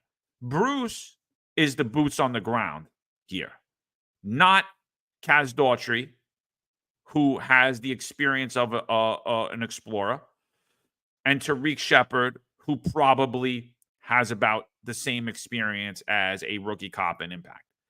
They have no business leading Bruce Separano or anybody else in that room for that matter. I saw there were a couple of promotions yesterday. I saw a couple of promotions got announced. Those are people that have been in the police department for years. They've been on New York City streets for years. It was good to see finally people getting promoted that actually did the job, that actually went through the processes. This picture here is an absolute disgrace. It's an absolute disgrace. I'll tell you right now, I know myself. If I was an executive with over 20 years on, and I had to listen to anything from either of these two, I would put my papers in immediately. I'd be like, you know what? I'm good. I'm not doing this anymore. I'm good. I'm good. Yeah, so I'm not going to hate on Bruce because he's been timid and lied that he actually knows me and that we were actually friends throughout our entire careers. I'm not gonna I'm not going to hate on him for that. What I'm going to say is this. Bruce is extremely intelligent, very smart guy. He was a legit cop. So I didn't work under him as a CO. I can't account for that. I hear some negative comments about that. But I know that he was a legit cop. I know he's intelligent. And from day one when he was in the academy, I would always say he would rise up the ranks because he's extremely intelligent and takes pride in his work. I mean, I could foresee that and foreshadow that. We had a great relationship. And now we see the change. In order to be a part of this administration, you have to sell yourself. So that's why I'm saying, Bruce, don't let them change who you are. You have a family to go home to. Be the same person. I won't hold it against you. I'm laughing. I think it's absolutely ridiculous. It just shows the amount of effort that has been done by this job now. And I say job. When I say job, it's the people. The people of this job, the upper echelon of the job, have put so much effort in trying to suppress this podcast that Bruce, he and I, who have talked to throughout our entire careers, don't worry, Bruce, I will not release information that you and I text about. I would never do that to you. That's not the type of person I am. But what I'm telling you is this. Do not let them change who you are. Do not let them change the person that you are. And that's what you have allowed. In order to fit into the people of this job, the upper echelon, you've had to pretend you don't know me because this job can't handle the opinions of John and myself. They can't handle critical opinions, our perspective. So I won't hold it against you, brother. I just think it's a shame that you sold yourself because exactly what John said, those two in front of you couldn't shine your shoes, but you have to pretend and be willing to shine their shoes because what did Kaz Daughtry do to you at a scene? He snapped at you and told you we're going to make a call. He snapped at you like just some type of dog. Don't allow that, brother. You got a family at home. You got one day you're going to retire. You got to look up in the sky and say, man, did I really allow this to happen? Because I tell you right now, if you ever needed help, it would be me to help you, not these two. And I'll still help you. I won't hold it against you. I won't get mad, but I think it's ridiculous that you sold yourself because you want a star on your shoulder. I tell you right now, one day we're all going to go. I'm going to be dead. You're going to be dead. It's just reality. All right. We spend more time on this earth dead than we do alive. And you're not going into that box with a star. I'm not going in there with all my accolades. No, we have to go there with our souls and pass it on to our family. Don't allow them to change who you are. And that's what we're doing. These two want to be cheap and sell their souls and be self-serving and pretend Alvin Bragg supports them and play pretend and stand there clapping. Don't play pretend, brother. Don't do it to yourself. But that's okay. I won't hold it against you. So, and then, like a lot of people are knocking Bruce. He's a horrible CO. Listen, I don't know. I never worked for the guy, but I know one thing. I know every CO is hated, and it's a hard job, dude. It's a hard job. Put yourself in the scenario. You have limited resources. You have a lot of cops who were improperly trained. They're college educated. And why do I have to do this? Why do I have to do that? You're dealing with a lot of different issues. You're dealing with hundreds of complaints a day, hundreds of crimes. It's a very hard job. It's not a job that anybody's going to be great at. And there are going to be things that you're going to do that are going to piss people off every single day. You're not going to make everybody happy. If you make everybody happy, you're not going to be a good CO. So I don't know. I don't know anything about Bruce. But that's the one thing I know about him. Those two can't shine his shoes. And to me, it's a disgrace. And that goes for everybody in that room that day. I'm not just talking about Bruce. Every executive in that room that day, and probably even their lieutenants and their sergeants that are with them, those two can't shine their shoes. Those two can't shine their shoes, yet they're calling the shots. This is an absolute disgrace. This is Eric Adams' administration. This is what they're good for, is to clap. There's a bunch of videos going out now. The one voice thing from Tom Donlan's a bunch of bullcrap because the one voice is not Tom Donlan. The one voice is Kaz Daughtry. He's putting these highly edited videos out of what they're doing each and every day. And it's all himself. And one of the videos, I noticed that they're in this like little mock-up command center. But first I'm watching it and I'm saying, is that the jock? And then I'm like, no, that's not even the jock. Where the hell is that? They must have their own little office that they spent millions of dollars on to mock up the jock, so that he could pretend like he's running the city and his drones and his robot dogs and his scanners and all of these things actually matter. But yeah, it's an absolute joke. I think it's disgraceful. Eric Adams' demise can't come soon enough for the people in New York City, for the good cops in the NYPD that remain. And there's a lot of rumors about these two too. There's a lot of rumors about that migrant money was misused, especially when it comes to debit cards, that members in the upper echelon of the NYPD, namely these two, were misusing them. I don't know if that's true. I don't know if it's I don't know if it's just whatever, but we're going to see. We're going to see. Again, I told you, I heard a rumor splouting that Eric Adams not going to have a good week. Heard it again yesterday. Next 7 days aren't going to be too friendly to Eric Adams. Let's see. Let's see what happens. Let's see to Eric Adams and his administration. But I know one thing for sure. I know that the NYPD is not going to come out unscathed from these federal investigations, these federal corruption investigations. I know that for sure, and it's going to be high-ranking people. So I just think this is, I can't say it enough. It actually disgusts me, so I'm just going to take this off the screen because I won't be able to stop talking about it if I don't. That's just my thought. I had a bunch of people reach out to me in DMs yesterday. I didn't respond to any of them.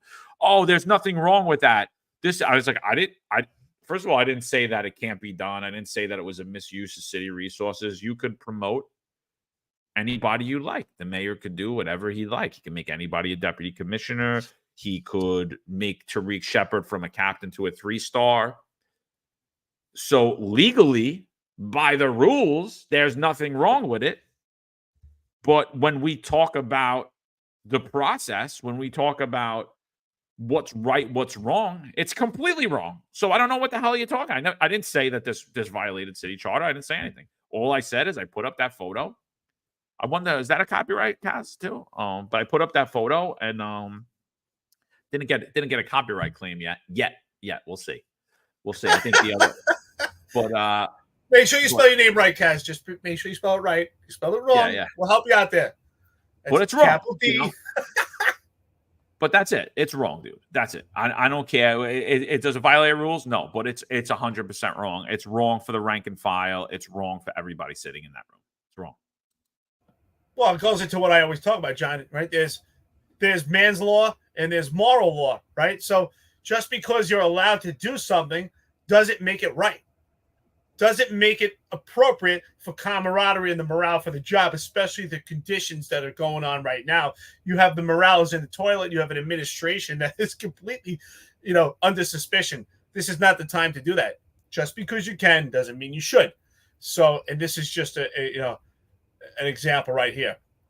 So sure enough, according to this administration, crime is down, and we know the truth. It's absolutely not. More gaslighting to the public, lying to the public. It's just a complete lie. Check out Sam Antar. He exposes it every day on social media. Sam Antar uses their own numbers, the numbers from the NYPD to reflect that crime is absolutely not down. Listen, like and subscribe that button. We appreciate it. Please subscribe for free. Don't be afraid to subscribe to this podcast. Don't be afraid to speak to John and myself. It's not a crime. So just a reminder, Bruce, if the job ever decides to dump your phone because you spoke to me, let me know. You and I will have a hell of a lawsuit together, brother. A hell of a lawsuit. So just let me know. I appreciate it.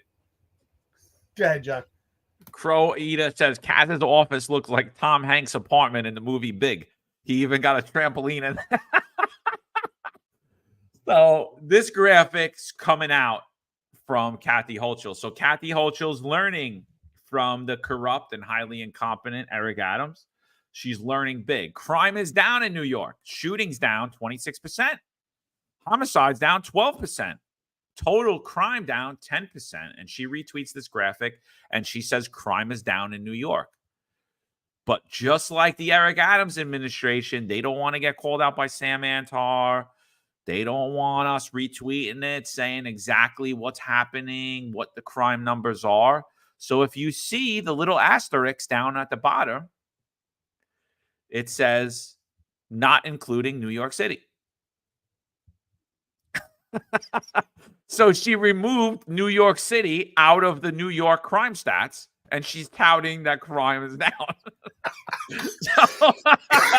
So she found out. So cheers to you, Michael Kemper. Here's to you. Cheers. If you just remove the crime years, you too could have great crime numbers. If you just remove data, it's like, wow, look at this. If we just take out the murder, we're doing great. If we just take out the rapes, we're doing great. You know what? I got a great idea. Let's take out 2019, 2020, and 2021. Let's take those years out, remove hundreds of thousands of crimes, and we'll be at, because you can't say you can't say that we're at historic lows or we beat historic lows. So the verbiage we're going to use is we're at or near historic lows if we remove New York City out of the equation, and if we remove some years and multiple crimes. That's like someone saying, like, listen, I would be good looking if I worked out, if I had my hairline, if I had nice clothes, this is what I would really look like. Or like, what? Hey, that woman right there, I would date her if she lost about 100 pounds, if she had nice hair, if she didn't have fake eyelashes. Are you kidding me with this? I love this administration. Michael Kemper, shout out to you. By the way, I will say this. That is the only man in the upper echelon that could take a joke, that could take criticism. I will shout him out and say that. He actually DM'd me and said, thank you, that you guys made me laugh, and I appreciate it. So shout out to Michael Kemper. You're the only one that had any thick skin and that was able to handle any criticism. So I will give him credit on that. And I hope you enjoy your retirement. I'm glad you still have a phone, unlike the rest of the upper echelon of police department. So Michael Kemper, hats off to you, brother.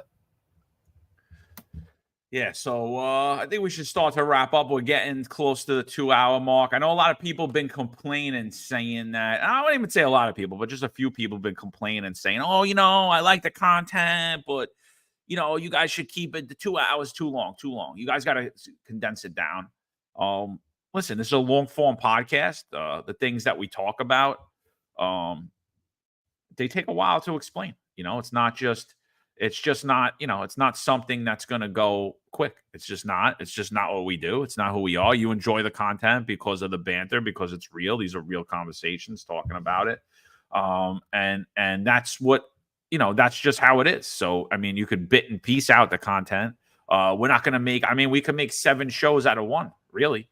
It's just not what it is. This is how we put out content. We appreciate you tuning in. But when no one's holding you here. You know what I'm saying? Hey, John, if Juju can take 8 hours of their tour to spend on this podcast, then other people can spend 2 hours, right, Juju? Juju has made Juju. By the way, if you like, maybe John and I could, or maybe you could do you put on your overtime slips monitoring New York's finest return for the podcast? Would you like us to sign your overtime slips? You should thank us. Juju is making a lot of money from watching this podcast. Shout out to you, brother. Yeah. So last thing real quick. This comes out. Mayor Eric Admin recently carved out of a citywide traffic camera contract in a way that stands to benefit a firm whose president is an ex-top aide to Phil Banks. Adams, former public safety deputy who's ensnared in a federal corruption probe. So every day, if you look at Eric Adams, there's about 4 more contracts that have came out under Eric Adams, that it's all either going to people associated with Banks or Pearson. The grift and the graft is unbelievable what's going on in New York City. It's absolutely unbelievable. We're going to be in the hundreds of millions of dollars when it's all said and done, about contracts that are under federal scrutiny and things that what actually city charter was violated. So I just think when you look at this, you got to say, how much more of this is going to come out? Like, when is this going to come to an end? And it can't come to an end while we still have the same people in place doing the same exact things. And that's basically what's going on. We have the same people. All we did, we replaced Phil Banks with his deputy. We replaced his deputy with his deputy. So it's like, it's just the same people. It's the same things. It's going to be the same. We can't expect anything different if we're putting all of the same Adams appointments in place. And that's what you're seeing. Tariq Shepard is now the chief of staff to Tom Donlin, who's honestly shouldn't even have a title in the police department at this point. Yeah, Tom Donlin is a total simp. Again, former commissioner Ed Caban. He was the most insignificant police commissioner, but I think he should actually be the most traveled police commissioner, Ed Caban. And Tom Donlin is the most insignificant. And as you said, he's a complete placeholder. He's there just to hold the place until Eric Adams decides who he's going to put there to be the next face, while Kaz Daughtry is actually the police commissioner. Or will he make Kaz Daughtry the actual commissioner? You said you think he will. I said I don't think he will. I think he will run the operations. I think he's the actual police commissioner, but I think that he will actually appoint someone else as the placeholder. That's my prediction. I guess time will tell. This is a great picture, by the way. Is this the one you put out from 1857? No. So there was a riot in 1857, a police riot. I've been reading a lot about old like the founding of the police department. So at one time there was 18 different police departments in New York City. There was a cop riot. I posted about this, but this picture is from 1898, New York City. This is 42nd Street, I believe, in 5th Avenue at the time. So this was something I posted yesterday, January 1st, 1898. Population in New York City was 3,400,000 people, it was estimated to be. The city's budget was $90 million. Okay, so I want you got people to take that into perspective. Obviously, the value of money is much different today. That $90 million is probably close to $1 trillion today, but $90 million, 10 million of that $90 million went to the newly formed NYPD, which was a compilation of those 18 different police departments. So they had just formed this. They had just created the city charter. I'm reading a book. It's called The First 50 Years of the NYPD. I thought it was going to be this like pat on the back the blue type of book, and it's absolutely anything but that. It actually talks solely about the politics in New York City and about how heavily politicized the NYPD's been and corrupt it's been ever since its inception, and actually the corruption stemming from City Hall. So it's actually, the book is, I mean, I was like, wow. I was like, it's like near and dear to my heart at this point. But I thought that this was wild because, you know, when I was thinking like the defund the police movement, our budget's nowhere near. I mean, our budgets, when we talk about numbers, obviously it's a lot more than $10 million. I think we're in $5.8 billion, if I'm not mistaken. Yeah, NYPD's budget is $5.8 billion today, but it's only 5.3% of New York City's budget. Here, it's a lot higher than that. So at the inception, the police were always kind of heavily valued in New York City. I just thought that was a wild stat. 3.4 million people. I believe the numbers were about 6,800 cops at that point. $10 million allocated for the NYPD out of a $90 million budget. Pretty wild. What do you think about that, Eric? Well, I think it's impressive also, right? Because if you actually look at dollar to dollar, right, and almost like pound for pound, it's a substantial amount more money that's allocated for a police department that has far less police officers and far less tools and resources that they had back then, right? They don't have the technology that we have now. They don't even have the equipment that we have now in comparison. So for dollar, it's a huge difference. It's a huge different perception of what the community sees, and also the legislators and politicians on the value of the police department in correlation with the city. I think it's an awesome book. It's funny you say that because I was actually I'm going to go out today and get a new book. There was a couple of books I've been looking at. I just love reading about history of military and history of policing. So I'm actually going to grab something today. That sounds like a pretty good book. I have my radar on a couple different ones, but I like that. It definitely shows the history. And that picture you put out, I thought was awesome, by the way, of that actual police riot itself. You have that picture? That was yeah, awesome. I'll 100%. I'll bring that up. So gotcha. Nice, yeah, yeah. I'll bring that up. Yeah. So but that's it. For fiscal year 2025, NYPD is asking for 5.3%. They're asking for $5.8 billion. The city's budget is $109.4 billion for fiscal year 25. So let me find that other. So there was a police riot was another thing that came up, and I don't know where I found that. I don't know if I got that in the book or I didn't. Before I bring that up, I think this is something we just got to get into real quick. The Kaz Daughtry coin.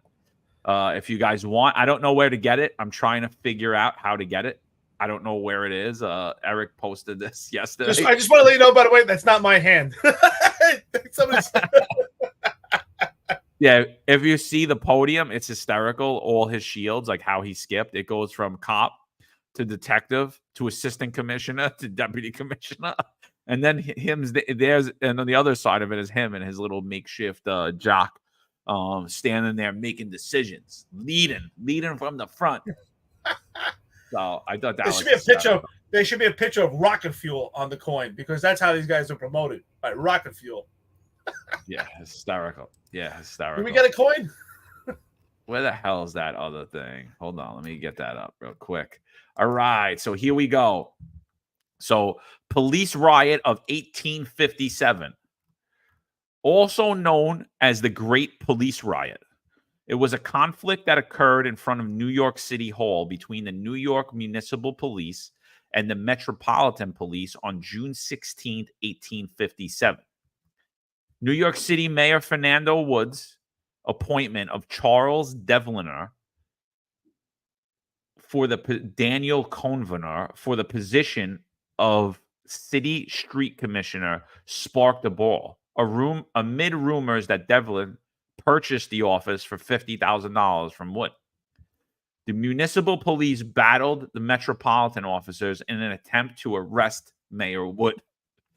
2 arrest warrants were issued, one against the mayor following an altercation between him and Conover.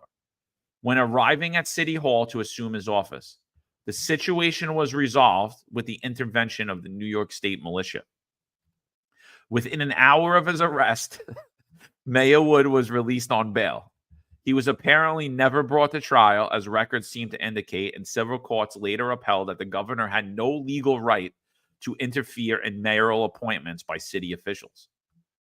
In the months following the riot, the policemen who had been injured at City Hall sued Mayor Wood and received $250 each. Initially, Wood ignored the ruling, but the officers were later paid, including their legal bills. Tension remained high between the municipal and metropolitan police, especially in the months following the brawl. The feud continued throughout the summer. At that time, it was a common occurrence for municipal officers to interfere in the arrests made by the metropolitan patrolmen. Criminals were either released by municipal officers or, when they were brought to a precinct, let go upon their own recognizance. The rivalry encouraged the criminal underworld to go on a crime spree and was partially responsible for the Dead Rabbits riot in July of 1857. By the fall of 1857, the Court of Appeals ruled in favor of the Supreme Court's decision, and Mayor Wood quietly agreed to disband the municipal police force. So I just thought that was very interesting. Crazy stuff because, I mean, as you see, New York was just always a shit show. It was just always a shit show. It's hilarious. It was always a shit show, but I don't expect anybody to do that now. But if you just compare like the level of testosterone back then to now, I mean, now Pat Hendry, the only could say that his support for his members is that they're going to pack a courtroom. I mean, I'm not saying we should go out there rioting and arresting each other, but my God, that's what they do now. 3 hairs, and he takes the union members to pack a courtroom. That's all we can do. Thanks, Pat Hendry. Really appreciate it. Those $51.84 on a weekly, bi-weekly basis are really paying off. You guys, your money's going far. This union's really take care of your money. Listen, brother, we are 2 hours and 3 minutes into it. I want to thank our friends that listen to the podcast. We had a lot of stuff here. There's a lot of great, like John said, this is long form. We're not looking to change anytime. There's a couple of people that are in opposition to that. If you don't like it, listen, we're not forcing you to listen. This is long form. It's necessary. Some of these topics, sometimes we even go 3 hours. We've had 4-hour podcasts. We appreciate it. Juju has the time to watch podcasts. So should you. And that's the beauty. This is live right now. Later on, it's recorded. If you want to stop it, if you want to fast forward, we won't take it personal. Our friends that listen to the podcast, thank you so much. John, I think this was a good topic today. I appreciate it. Vehicle pursuits, if you're active right now, take into account, be careful out there, police each other. Don't be afraid to say things to others that don't sound so nice, but you're helping them out.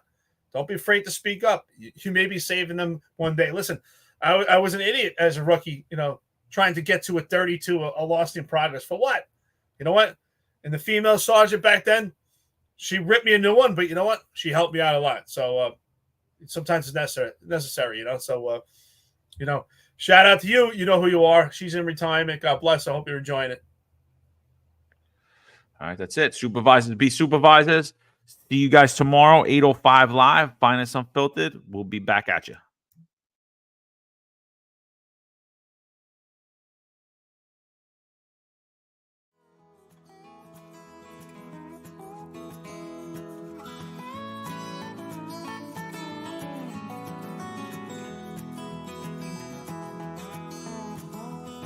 Tom Sullivan is the Republican, Conservative, and Common Sense Party candidate for New York State Assembly District 23. Tom is a financial professional who served simultaneously in the United States Army Reserve for 30 years and has now retired. His district covers Ozone Park, Lindenwold, Howard Beach, Broad Channel, and the Rockaway Peninsula. Come November, I would empower our law enforcement agencies to go out there and do their job and not put them or their families or their pensions at risk for doing their jobs. We need drastic change in Albany so that we have a say in this matter, and they realize people of New York State will hold them accountable. The Sullivan family has a legacy of service. Tom served for 30 years protecting and defending the rights of others. Come this November, he has earned your support. This advertisement's paid for by the Friends of Tom Sullivan. There's a handful of retired officers that don't live in the state that have a lot to say about the dream team, as I like to call it. All of a sudden, they retire and have a master plan on how to fight crime, but nothing to contribute when they were here. They want to come back and be part of the dream team. What can I say? Law enforcement professionals dedicate their lives to serving and protecting our community. But who's protecting their financial futures? That's where Laidlaw Blue comes in. Our wealth management platform is specifically designed for the law enforcement community. Laidlaw Blue is a division within Laidlaw Wealth Management, run by retired New York City detective John McDermott. His status as a retired detective uniquely positions him to establish a deep connection between Laidlaw Blue and the law enforcement community. Our platform is easy to use and provides a range of financial services, including investment management, retirement planning, and insurance solutions. With Laidlaw Blue, you can secure your financial future and provide for your loved ones. Our team of experienced financial advisors understands the unique challenges and opportunities that law enforcement professionals face. We're here to help you navigate the complexities of financial planning and achieve your goals. Laidlaw Blue. Secure your financial future today. Book a meeting using the QR code displayed or call us directly on 888 901 Blue. That's 888 901 Blue.